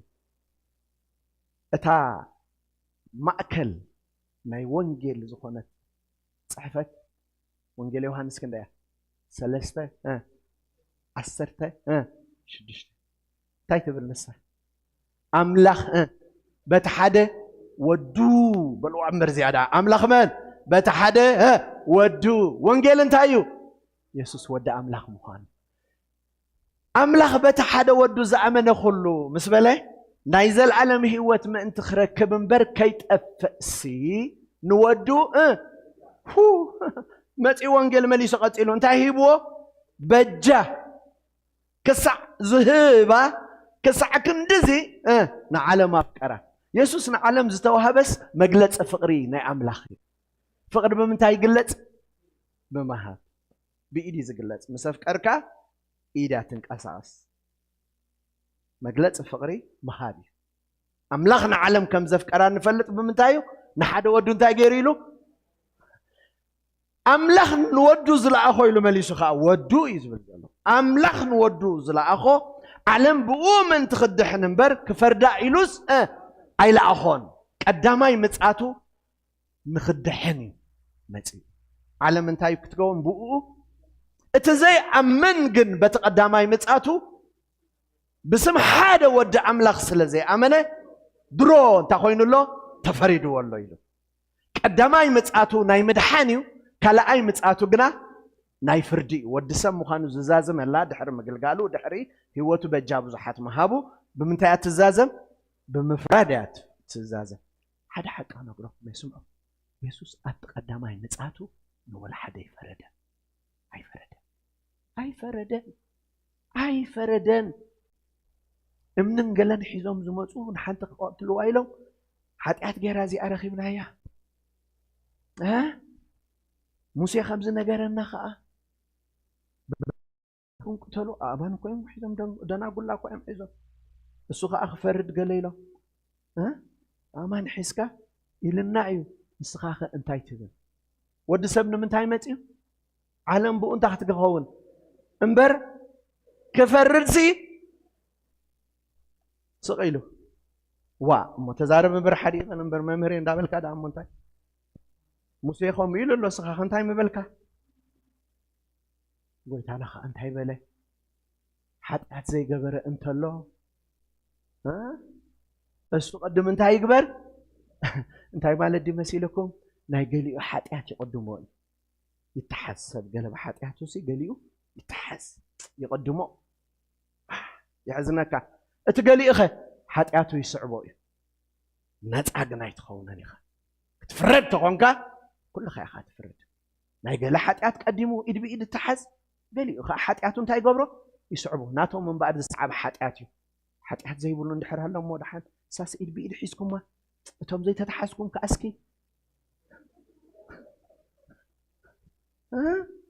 ኣብ ኢድ ሰብ ምስ ወደቐ ሰብ ክሕዝን ዶ ትርእይዎ ኣለኹም እቲ ከምኡ እኮ እዩ ዝፈርዶ እቲ ዝፍረድ እኮ እዩ ዝፈርዶ የሱስ በቲ ቀዳማይ ምፅኣቱ ሰብ ብኡ ክድሕን እምበር ሰብ ብኡ ክፍረድ ኣይተላእኸን ሓጢኣት ዝገበረ ዘይገበረ እንድሕር ኣሎ أمن خاد الدربي خا تزندي لهم تزجبروا نسهم كا نايقلي أم تاي لكم يقدمهم حكي نايقلي أم كا اسعبوا أمنهم الدربي كله قالي إلوا ود سلسان عمت كوي كبل خير قالي كتبل تغل قالي إيه آمين قالي فرد تخد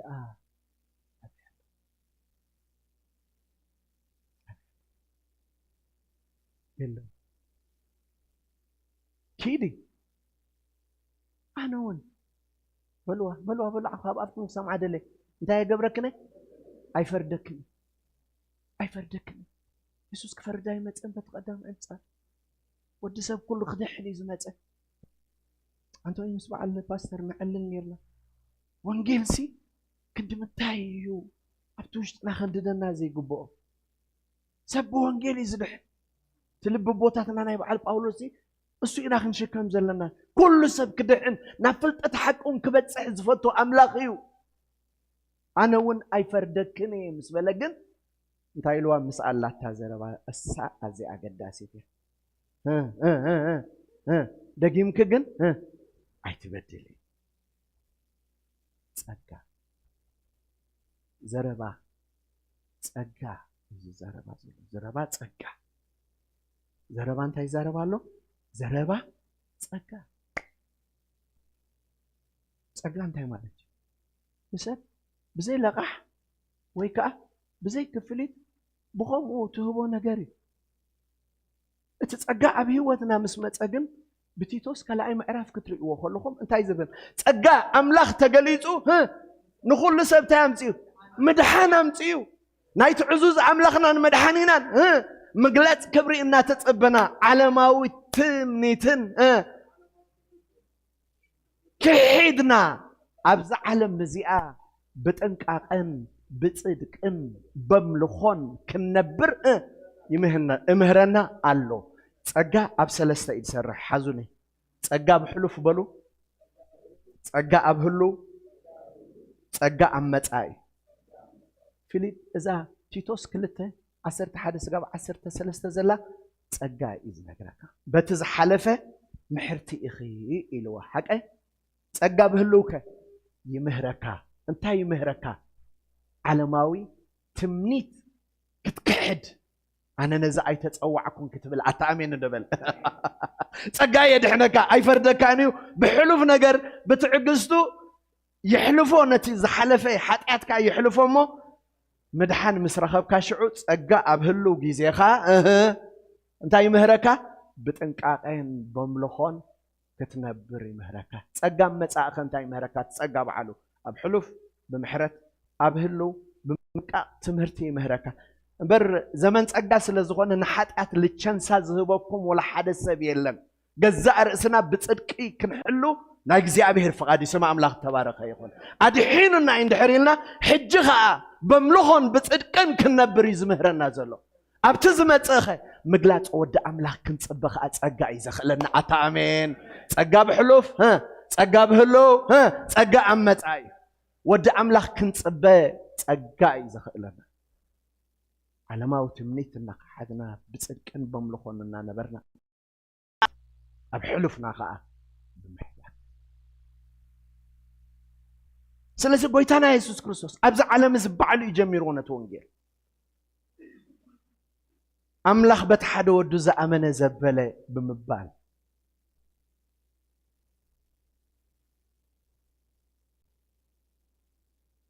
ማቴዎስ 4:13 ጎይታና ኢየሱስ በዓሉ ከምዝ ጀመረ ኢየሱስ ድማ ኣብ ኩላ ገሊላ ኣብ ቤት ጸሎቶም እናመሃረ ወንጌል መንግሥቱን እናሰበኸ ኩሉ ሕማምን ኣብ ህዝቢ ዘሎ ድናሰን እናሰበኸ እናሕወየ ይዘውር ነበረ ወንጌል መንግሥቱን እናመሃረ ይላል ወንጌል ማቴዎስ 9:35 ተመሳሳሊ ኢየሱስ ኣብ ኩሉ ከተማታትን ኣብ ኩሉ ዓድታትን أب كل صلاتهم إن مهارة وانجيل منجستون الناس بخه تدقم على وانجيل منجستي الناس بخه بعلي وانجيل سبيخو مخنياتو وانجيل انت دا يسوس نسو ودا أملاخ مخان اندحر دا ززارب كوينو نسو بعلو انتاي بلالو أملاخ بتحدى ودو زعمنه زعبا ودو اي وانجيل بجاخ أهيبو ودي سب كوينو تخاون كموتن تسأل وانجيل منجستون الناس بخه يبل سلازي وانجيل منجستي بحال نسبكم وانجيل تاي بحال قداماي وانجيل منجستي بحال مغنياتو يسوس كريستوس اتا مدمدم تانا يودسب بجاكم حزو مدمدم تانا يودسب بسلسته منجدي يتغليصو يسوس نزو ودسب زبل نجر عزيز فتو زنبره مصوع سبي ازوتيرو صوعي والله نرسو بودسب سلازي اغلغيلو رؤسو بجاب زحات هيبو بسالسايك إذا حجن نتصبيه وزلنا سمعوا أبتقدماي انتهي لكم أبتقدماي جزياتو مصاتو نوال حدا أي فردن مش لكم بخلا أي مصاتو خ نوال حدا أي دحنني زدحن سبيل له كلا أي مصاتو ناي فرديو قداماي مصاتو بنا انتهي ناي محرتي ناي حدقتي بس وانجيل منجست نبلا كلا أيك وانجيل حق خا نبلا إنا قلت لكم صحفوا اسن ودا أبي لبن باب طرحك وداني سولوس كن قصلينا ابتي جبراوي ام مسخاخران قال ان كان اتو انا خميلنا انا نمسكر تايلنا انا نمسكر نري يالنا لو معلتي تخالق زد لنا عدق خاب مصخ نرينا كلاي وانجيل حق خاني غلاتي خلت حموش صحفو اتحقي وانجيل يبل امين اتحقي وانجيل ابخاتكم انت خصنا حراين مبال حنسا اكو سقط ايبلنان امين تحقي وانجيلنا وانجيل انتايو وانجيل حق تقدمي تخنتايلنا وانجيل انتاي وانجيل منجستي حجخ انتاي نرخيبنا وانجيل حقي قالت يا خلت 14 راي كم تحقي وانجيل تبل كم تحق وانجيل بقنعنا زي من مللاسو مسرع اخو غنا نبيتروسن اب قدمو خلام بلكو تبلتا ناي عنتو ياتا دخامو سلمنتاي نسخه بنبرت ايهود زي تنبر كنسخه نخالقوت كنبرو تجددوا مالخه نبعلخا دحينكا خلخا نبعلخا تساغيركا خلخا نتوم كالوتون سي نابو خمصو د اصحابهم زعينتي يزاربو زلو مالتي وانجيل حقي امين قولسي حدا حموشته وصحفو ابون وانجيل حق خطرو بيخو امين وانجيل حقي سلتا اب سمايات تعرني بلكم زلو تسفا قدم بزعبو بناي وانجيل حقي بناي حقي قال حقي وانجيل سمعكم وخابل ابزون قال حقي كم وانجيل حق خم زخونه يزاربالو سالساي وانجيل مدحان كايبا نسبات زدحنلو وانجيل نسو سلا زخونه افيسون 1:13 خازي اصحافوا افيسون 1:13 نسخاتكم ونبو قال حقي ناي مدحانكم وانجيل مسمعكم مش ده بو وين تايمز غبركم مس امنكم بناي تسفى منفس قدوس تايتقونكم تحاتمكم ترغاغيص مسل ولدنتكم ترغاغيص مدحانكم يزبزلو انتاي مسمعكم قال ناي مدحانكم قال وانجيل مسمعكم لازم سبز دحن بتزدحن وانجيل امين يزدحن رابعي وانجيل سلام كايبها زو وانجيل زي ابيت انتاي بحال وانجيل سلام كايبها افيسون 6 15 نتناي وانجيل سلام مدلاو ابا اغاركم كما سان اتيكم دوبلو يبل ابزخا وانجيل تاي كوين رخيمنا يلنا سلام يغيرو سلام سبن املاخن كمزا قديمنا زبلنا عرقي يغيرو عرقي لازم حزنا يزلنا وانجيل عرقي نحن اقلقلت انتاينا هو بتي خبروس تعرقنا املاخ نحنا خا تقبلنا يا اقلقلوت انتاي بحال اقلقلوت عرقي زبحال ناي سلام سبات مس املاخ سلام كغبرو مقصالي يسو سلازي وانجيل سلام يبحال حمشاي وانجيل برهان كاي بحال امين وانجيل تاي بحال وانجيل برهان سبات اب صلمات يوم سلازلو انتاي بحال نسو وانجيل برهان أملاخ سلسة نجاري بتسأل عن مصحف قدس كتير خلها عرة تايفوتني دون قرنا يفوتني سلمات كايفوتني سلمات يفوتني عرة تايفوتني دون قرنا كايفوتني زمن دون قرنا يحلفوس بتبي يسوع كريستوس زركب فلتة حقي أمسينا آمين فلتة حق مسحبنا زمن انت حلفو زمن دون قرنا حلفو إذا وانجيل برهان سمعوا سيطان كجزء كله أعيرو يزجزء أتألميتو يزجزء مخنياتو منجست تألماتي نسو وانجيل ناي ودع أملاخ منجست خا برهانه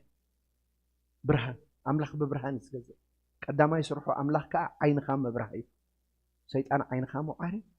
أملاخ كا ودع أملاخ كا تايقبر عين خام خفات سيطان أسيرو يزجزء أكا ودع أملاخ كا فتح يزخبر لك سلازي وانجيل برهان تباهي لزولو بزي كونا نجر اي كونا أملاخ إذا عالم زي مني سيطان نحسابتهم زي أمنون تايقبرو أعورو بعورتي زغزهم سلازي مسعور كاسي تاي تخدين اللوخ حدي فولتاني سالا برهان إذا اللوخ تسألهم كم تخدمكم منبر عينكم دا تعمت تاي تخدينكم دا تريوه سكبر تعمت حانسا تريو لكم حجي تاي تخدينكم بعورتي زغز سيطان صعدان تصلي من كسع زي تفلت حقن بزح زي حقن كسع زي تفلت بصلمات يزغز صلمات زي تللي تكون مالتي ود املاخ مسمص خان تايغبر برهانو يدوحلك بونجيل برهان غيرون تايغبر يدوح دغح مسبله واي تايدا يرسي حز خداني بحصاب يدليو تبل بس حكن انت خدين كاخب صلمات تريدو صلمات حجزني اتناي صلمات غزا زخونه الشيطان بصلمات يزغز اعيري يزغز ود املاخ مسمصغن عين خفيتي يزغزالك هاليلويا بونجيل برهان زبلكا زلو نسيو وانجيل برهان يزبرهالك با ابلالك تريوش عزلخايو امين دو شاد شاي سياس دريخم لكم انا نغزي ابيهر ابت بريخن ابت عزوزن بوتا ريو እግዚአብሔር አብዘሎ ብርሃን ይዝበርህ ወይለይ ክብል ጀሚሩ ወይልኹም ክብል ዝጸንሐ ኢሳያስ ኣብቲ ብርሃን ምስኣቶ ንባዕሉ እንታይ ኢሉ ናብዚ ደይኮነሲ ወይለይ ናተይ ወይለይ ከሎ ንሰብ ወይልኹም ክብል ጸኒሐ ወይለይ ኣሜን ኣምላኽ ብርሃኑ ኩሉ ግዜ የብርህ ብርሃኑ ከብርህ ከሎ ሰብ ኣይኮንካን ትርኢ ካልእ ኣይኮንካን ትርኢ رأسك يا خاطري تزرخ سخن فركا يا خاطري تغير زلونات كان جري خاطري ببرهاني زحجزك أملاخ برهاني زبرهالك مخناتو أملاخ يبرهالك نسخة تأمن بعلقة تأمن أبرهان أنت تملالسنا عندك بالحق أبرهان كو أتسرح أبرهان أتسرح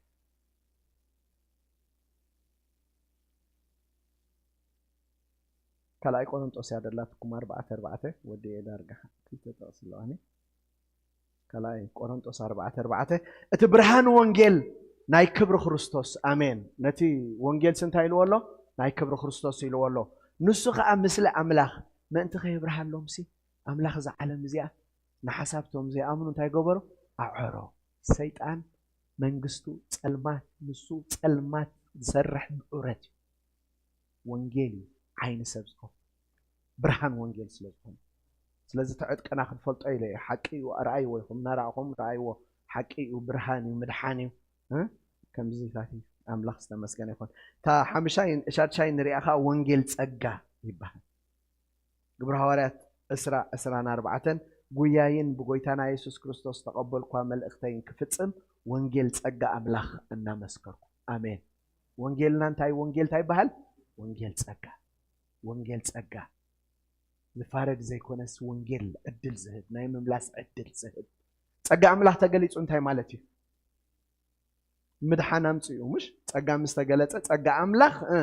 ተገሊጹ ንሰብካ ምድሓን አምጽኡ ግን እቲ ጸጋ ተገልጸ እንታይ ኣብቲቶስ ሳልሳይ ማዕራፍ ኣለኩም ቀዳማይ ሕያውነት አምላኽ ብሉ ጸጋ እንታይ ማለት እዩ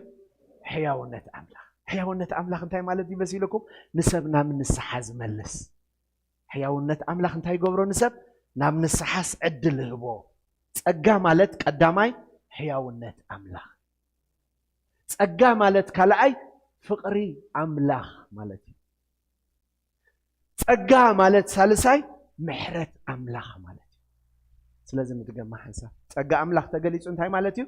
حياونة أملاخ تقليص أتخلأي تيتوس تسقى أملاخ تقليص نقول سمد حنامتي مسبلا أبتسالساي تفرحبو يخوم إزيزو نزلقو كقلت أخلو اتزتقلت تسقى سنتاي نيرو قداماي حياونة أملاخ نسب نابن السحاز قرب زقوت تعدل زهب بايتا زفتر آمين سبع عدل ما انت ركبت تسقى تقليص خلنا بالكلنا أملاخ نسب حياونة تقليص صحف انتهى لنا أملاخ بفقاد رؤسه قدم زمانات زدالو تسقى آمين آمين آمين تصوعنا بقدس تصوعنا نبر نحنا بزقبرنا يقبر تصدقي أيكون تسقى مالت كابسب زخونا نجر نقناقي أي رخبن أملاخ كابسب زدرخو قال نجر كقبر أي رخبن أملاخ بفقاد رؤسس كبلو آمين آمين تسقى ما أنتو خون ما يسب نجر يحوسوني أملاخ بفقاد رؤسه قدم زمانات زدالو حنسب كندق منينا حزوه تسقى أملاخ تقليصو نخل سب مدحنا متيو سلازي تسقى انتايو قداماي حياونة أملاخ ناب نسحة زسحب زقوتت أملاخ حياوي مسكون حياونته مسقلت أسي أكندي بوغير كاتت أفسي تحياونته ناب من تاي سحبك ناب نسحة أبكال بوتا لا ذات صحفة زيا حياونة أملاخ ناب نسحة خمس سحبك سأل مفلات بلا الله حياونتي ناب محرت من أنت السحب زسحبك حياونتي زقلت أقا مالت حياونتي كلايك فقري فقر خاء ودو زوهب أتعمي فقري أملاخ تقليص أخنا بالكلنا ودو هيبونا إنا نبدلنا تسقام على السالسايكا محرت هنساب نبلن يا ونت أملاخ فقر أملاخ محرت أملاخ تقليص تمام لازم وانجيلنا انتهي بحال وانجيل تسقى أي موداته وانجيل زل العالم كعيبها نز وانجيل زل العالم أبرأ يوحنس يا تتقيس هذا سبختها خاء أبتشعو زلوا سبات يا بنحنا يلنا بيت كريستيان كيد الله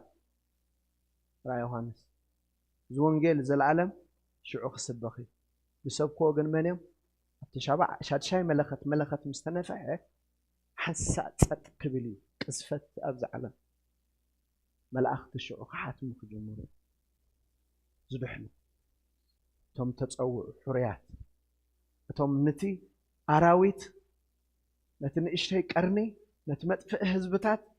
نتبتر قطع زخونه صره ክርስቶስ እምቢ ዝብሉ እምቢ አይንሰግድን ዝብሉ ዝሰብኩ ወንጌል ዘለዓለም ንሰምኩ ሰብኩ ወይ አብራ ዮሐንስ ይዘለት ወንጌል ዘለ ቤተክርስቲያን የለ ቤተክርስቲያን መዋዕላ ስጋብ ሳልሳይ ራእይ ዮሐንስ መወዳታይ أبرابعي معرف جن هيترخباني خا أمشاي معرف هيترخباني خا شاد شاي معرف صار كريستوس كجلت خاطري خابوتي عب مكرائي مفتح شعته محتم مفتح موقع منفح شعته ملخت مفساس شعته صواع يخاطري قطعة أملاخ أبتم دكي ملؤوا زي ما إزاز تم وانجيل كريستوس زي إزازو أبتم ودع أتاستر في دحر بيت كريستيان منطقة إذا كله خوون وانجيل زي العالم آمين وانجيل أنت وانجيل زي العالم 14 رأي يوحنس أبدل لنا يحاف كنا قلنا نقوم ببخود نتهم أم مدرز نبرون نخلهم أحزابا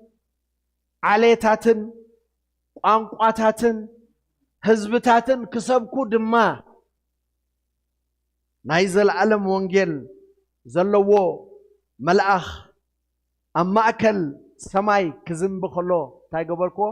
رأخو بل ويتانا يسوس كريستوس أب 24 ماتيوس مهيرو قالو زا قديمو مودات عالم ملكتون انتي كخون له مسحاتته وي مودات عالم بتكريستيان يلا شعور ايوه ابتي عبد ابابا زخون يو ززارب زلو ازو ونجيل منغست ازي يلو نمسكر كلهم احزاب ابزلو كسبخي شعور انتي كخوني موداتا كخوني امين سم املاخي بارك سلازي نسبكو ونجيل اسكي منالو صحفن شوعته قداماي انتي نسبخ ونجيل تاي تبايلو ونجيل منغستي امين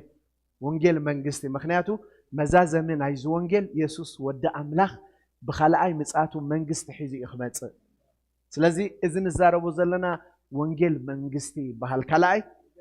ونجيل حقي ثالثاي ونجيل مدحان رابعاي ونجيل سلام حمشاي ونجيل برهان شادشاي ونجيل صقا شابعاي ونجيل سلام እግዚአብሔር ይባርኩም ዝመጽ ዘሎ ዘን ክልተ መዓልቲ ብፍላይ ይስኹም ብሩኻት ይኹም ሽኮሪናታት ይኹም ካ ኣይትትረፉ ክንቅጽል አይና ሓራይዶ ሰሉስን ረቡዕን ክንቅጽል አይና ካልኦቱን ቤተክርስቲያን እንተ ዓደምኩም ጽቡቕ ምክንያቱ እትተልኡኹም ንሱ ቤተክርስቲያን ኣብ ክልተ ትሰርሕ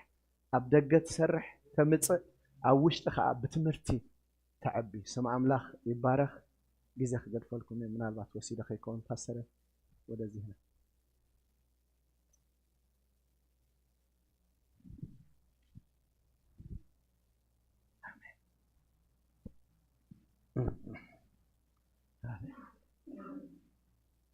ሃሌሉያ እጆቻችሁን ከፍ አድርጉና ወንጌል ስለ ልጁ ነው በሉ ድገሙና ወንጌል ስለ ልጁ ነው በሉ ወንጌል ስለማን ነው ስለ ልጁ ነው ኢየሱስ ጌታ ነው ፓስተርን እግዚአብሔር አብስቶ ይባርከው ኢየሱስ ክርስቶስ ጌታ ነው የሚበልጠውን ነገር ሰማን የሚጠቅመንን ነገ በህይወታችን ብንመነዘረው የማያልቀው ክብር ለኢየሱስ ይሁን ስለ ወንጌል የሚሰብክ ሰው ስታገኙ ድለኞች ናቸው ምክንያቱም በዚህ ዘመን ብዙ ርዕሶች አሉ ግን አንድ ርዕስ የሚበልጥ አለ ስለዚህ ከኔ ጋር እጆቻችሁን ከፍ አድርጉና እንዲበሉ እስቲ ርዕስ አልቀይርም እደጋግማለሁ ኢየሱስ ስላለው ርዕስ አልቀይርም እደጋግማለሁ ኢየሱስ ስላለው ርዕስ አልቀይርም እደጋግማለሁ ኢየሱስ ስላለው ርዕስ አልቀይርም እደጋግማለሁ ኢየሱስ ስላለው ዘመኔን ሙሉ ርዕስ አልቀይርም እደጋግማለሁ ኢየሱስ ስላለው ርዕስ አልቀይርም እደጋግማለሁ ኢየሱስ ስላለው እስከ ሽበት እስከ ሽምግልና ርዕስ አልቀይርም እደጋግማለሁ ኢየሱስ ስላለው ርዕስ አልቀይርም እደጋግማለሁ ኢየሱስ ስላለው ሌላ የለም ወይ ቢሉኝ ርዕስ አልቀይርም እደጋግማለሁ ኢየሱስ ስላለው ርዕስ አልቀይርም እደጋግማለሁ ኢየሱስ ስላለው ሰዎች ሌላ አዲስ ነገር ሲፈልጉ እንደው ትንሽ ቀየር አድርግልን ቢሉስ ርዕስ አልቀይርም እደጋግማለሁ ኢየሱስ ስላለው ዘመኔን ሙሉ ርዕስ አልቀይርም እደጋግማለሁ ኢየሱስ ስላለው የማይሰለች ርዕስ ነው ርዕስ አልቀይርም እደጋግማለሁ ኢየሱስ ስላለው ርዕስ አልቀይርም እደጋግማለሁ ኢየሱስ እላለሁ ሃሌሉያ ርዕስ አልቀይርም እደጋግማለሁ ኢየሱስ እላለሁ ርዕስ አልቀይርም ሃሌሉያ ኢየሱስ እላለሁ አርማ ያንተነ መታወቂያዬ ዘምርሃለሁ ዘወትር ጌታዬ ክርስቶስ ኢየሱስ የለም አቻ እቀኛለሁ ስላንተ ብቻ ሌላ መዝሙር አይኑረኝ አንተ ብቻ ታይልኝ ሌላ ሕይወት አይኑረኝ አንተ ብቻ ታይልኝ ርዕስ አልቀይርም እደጋግማለሁ ኢየሱስ እላለሁ ርዕስ አልቀይርም እደጋግማለሁ ኢየሱስ እላለሁ እድሜን ሙሉ ርዕስ አልቀይርም ሃሌሉያ ርዕስ አልቀይርም እደጋግማለሁ ኢየሱስ እላለሁ ሁለተኛ በዚህ ስም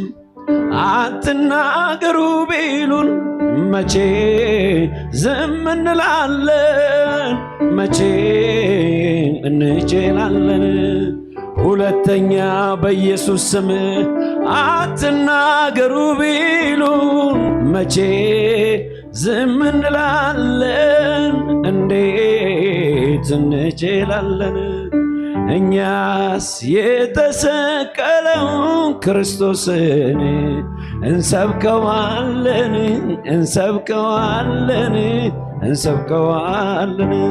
እኔስ የተሰቀለውን ክርስቶስን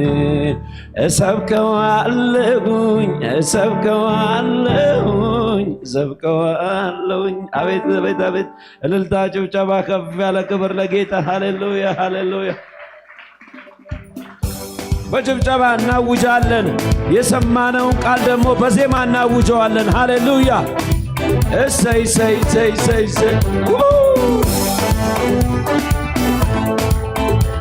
ወንጌል ያሸንፋል ሃሌሉያ እሰይ አረኔ ዝም አልልም በጭራይ ዝም አልልም አድርጎኝ ወንጌል አርበኛ ዝም አልልም የኢየሱስ ምስክር ነኝና ዝም አልልም ሆኜ የሱ መገኛ ዝም አልልም ማደሪያ አድርጎኛልና ዝም አልልም በወንጌል አላፍርምና ዝም አልልም አደራ አለብኝና ዝም አልልም እኔስ የተሰቀለውን ክርስቶስን እሰብከዋለሁኝ እኔስ የተሰቀለውን ክርስቶስን ሃሌሉያ አዋጅ አዋጅ አዋጅ አዋጅ አረኔ ዝም አልልም በጭራይ ዝም አልልም ቢሰድቡኝ ዝም አልልም ቢገፉኝ ዝም አልልም አድርጎኝ ወንጌል አርበኛ ዝም አልልም የኢየሱስ ምስክር ነኝና ዝም አልልም ሆኜ የሱ መገኛ ዝም አልልም ማደሪያው አድርጎኛልና ዝም አልልም በወንጌል አላፍርምና ዝም አልልም አደራ አለብኝና ዝም አልልም እኔስ የተሰቀለው ክርስቶስ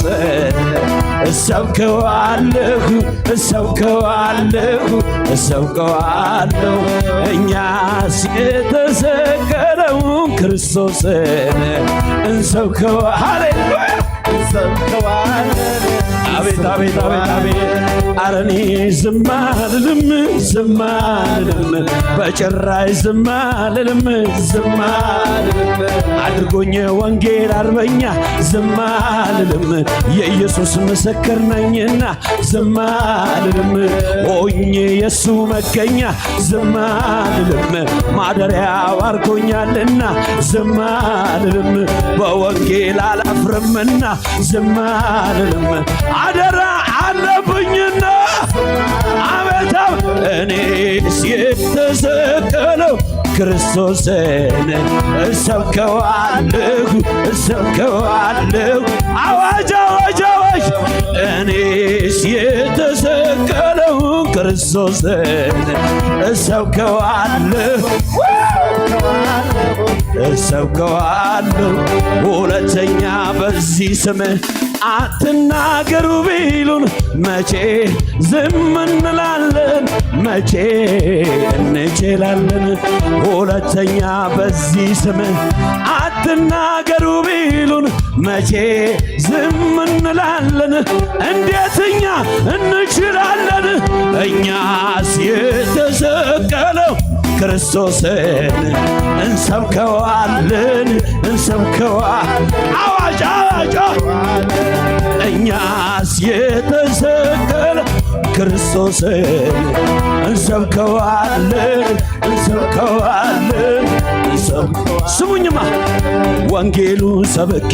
የታሰረው ይፈታል ወንጌሉን ሰብኬ ያዘነው ይጽናናል ወንጌሉን ሰብኬ የወደቀው ይነሳል ወንጌሉን ሰብኬ የታመመው ይፈወሳል ወንጌሉን ሰብኬ የታሰረው ይፈታል ወንጌሉን ሰብኬ ያዘነው ይጽናናል ወንጌሉን ሰብኬ የወደቀው ይነሳል ወንጌሉን ሰብኬ የታመመው ይፈወስ እኔስ የተሰቀለው ክርስቶስ እሰብከዋለሁ አዋጅ አዋጅ አዋጅ እኛስ እንሰብከዋለን ወንጌሉን ሰብኬ የታሰረው ይፈታል ወንጌሉን ሰብኬ ያዘነው ይጽናናል ወንጌሉን ሰብኬ የወደቀው ይነሳል ወንጌሉን ሰብኬ የታመመው ይፈወሳል ወንጌሉን ሰብኬ የታሰረው ይፈታል ወንጌሉን ሰብኬ ያዘነው ይጽናናል ወንጌሉን ሰብኬ የወደቀው ይነሳል ወንጌሉን ሰብኬ አንተ የሞተ ይነሳል እኔስ የተሰቀለ ክርስቶስን እሰብከዋለሁ አዋጅ አዋጅ እኛስ የተሰቀለው ክርስቶስን እንሰብከዋለን ኧረ እኔ ዝም አልልም በጭራሽ ዝም አልልም አድርጎኝ ወንጌል አርበኛ ዝም አልልም የኢየሱስ ምስክር ነኝና ዝም አልልም ሆኜ የሱ መገኛ ዝም አልልም ማደሪያው አድርጎኛልና ዝም አልልም በወንጌል አላፍርምና ዝም አልልም አደራ አለብኝና ዝም አልልም እኔስ የተሰቀለ ክርስቶስን እሰብከዋለሁ እኛስ የተሰቀለ ክርስቶስን እንሰብከዋለን አቤት አቤት አቤት የሉም ሲባል ይኖራሉ ጠፉ ሲባል ይበዛሉ ሲዋለዱ መንታ መንታ ሩጫቸው ማልገታ አይታክቱም ይሄዳሉ አይደክሙም ይበረታሉ እንደ ንስር እጥፍ ድርብ ያፈራሉ ከዚህም የሚበልጥ የጌታ ኃይል ሲገለጥ እና ያለ ገና የክብር ደመና ምድር ስትሞላ በጌታ ምስጋና ከዚህም የሚበልጥ የጌታ ኃይል ሲገለጥ እና ያለ ገና የክብር ደመና ምድር ስትሞላ በጌታ ምስጋና እሳት አለ በውስጣቸው ማንም አይችል ሊያጠፋቸው አይቻሉም ሲነኳቸው ተዋጊ ነው አባታቸው ዘማሪዎች በበገና ይነሳሉ ገና ገና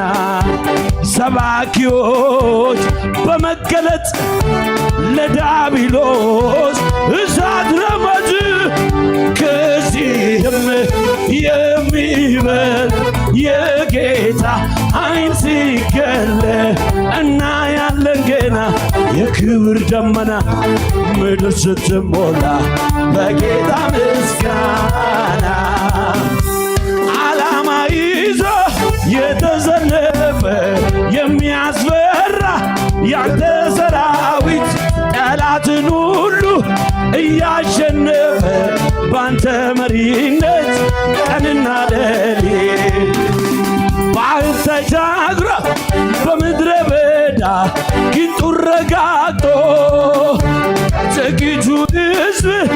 አንተ ጋር ወጥቶ ርስቱን ጨበጠ ከብዙ በልቶ ሕዝብን አበዛ የአገሪቱንም ወሰን አሰፋ የማዳን እጁ ለእኛ ዘረጋ ቤዛ ኦ ሃሌሉያ ሃሌሉያ እያሸነፈ ዘላለም ኗሪ እንደ አምላካችን ያለ ታዳጊ ከቶ የታለ ተወዳዳሪ አቤት አቤት ጩኸት ሰምቶ ምስኪን ድሆችን ዘይት የሚቀባ በአደባባዩ በቤቱ ተክሎ የሚያለመልም እንደ ዘንባባ ሕዝብን አበዛ የአገሪቱንም ወሰን አሰፋ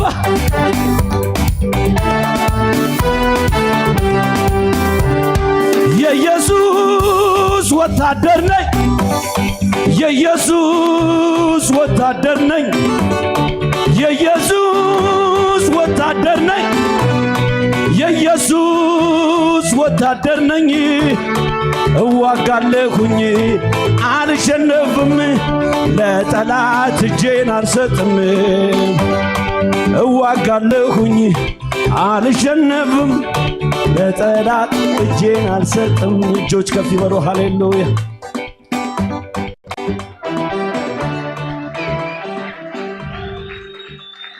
እጆች ከፍ ይበሉ ሃሌሉያ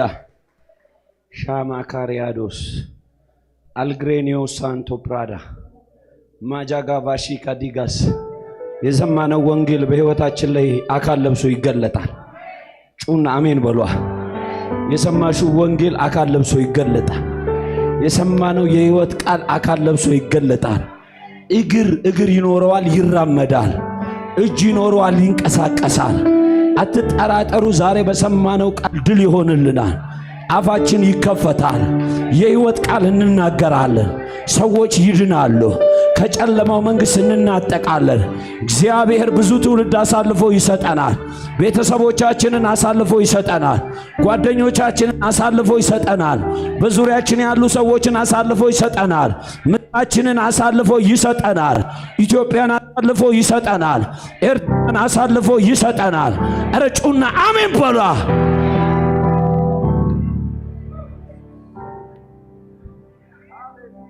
የተወለድንበት ሀገር ኢትዮጵያም ኤርትራም አትጠራጠሩ፣ ተስፋቸው ወንጌል ነው። ወንጌል ነው። ወንጌል ነው። እስቲ ወንጌል ነው በሉ።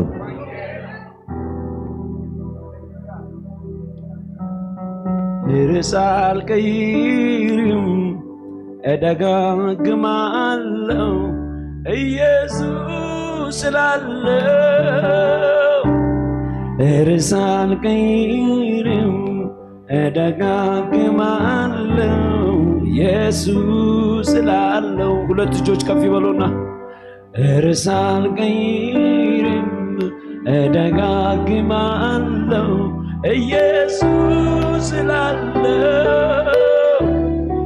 ርዕሳል ቀይርም እደጋግማለሁ ኢየሱስ ስላለው። ለመጨረሻ ጊዜ በሉት እስቲ ርዕሳል ቀይርም እደጋግማለሁ ኢየሱስ ስላለው። ርዕሳል ቀይርም እደጋግማለሁ ኢየሱስ ስላለው። ለጌታ ክብር ልታችሁ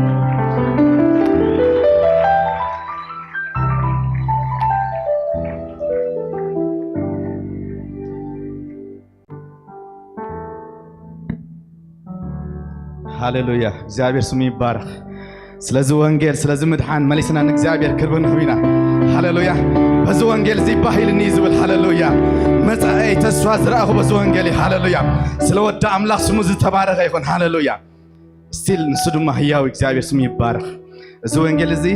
ንብዙሓት ንምድሓን ድማ ህያው እግዚአብሔር ስሙ ዝተባረኸ ይኹን ሃሌሉያ። ካብ ሰማይ ዝኾነ ብወዱ ዝመጻልና ዕድመ ንኡ ከይበልና ይንሓልፍን ኢና ኣሕዋተይ። ዝጠዓምናዮ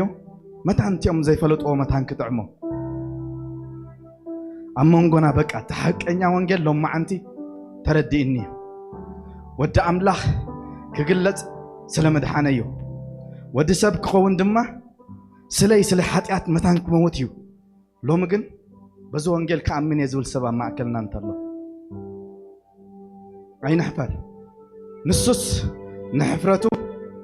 ንዕቑ ኣብ መስቀል ዝወዓለ ኢየሱስ ኣለና ሃሌሉያ። ሎሚ ካብ ሞት ከምልጥ ካብ ሓጢኣተይ ክናገፍ ነዚ ወንጌል እዚ ክቕበሎ ደልየ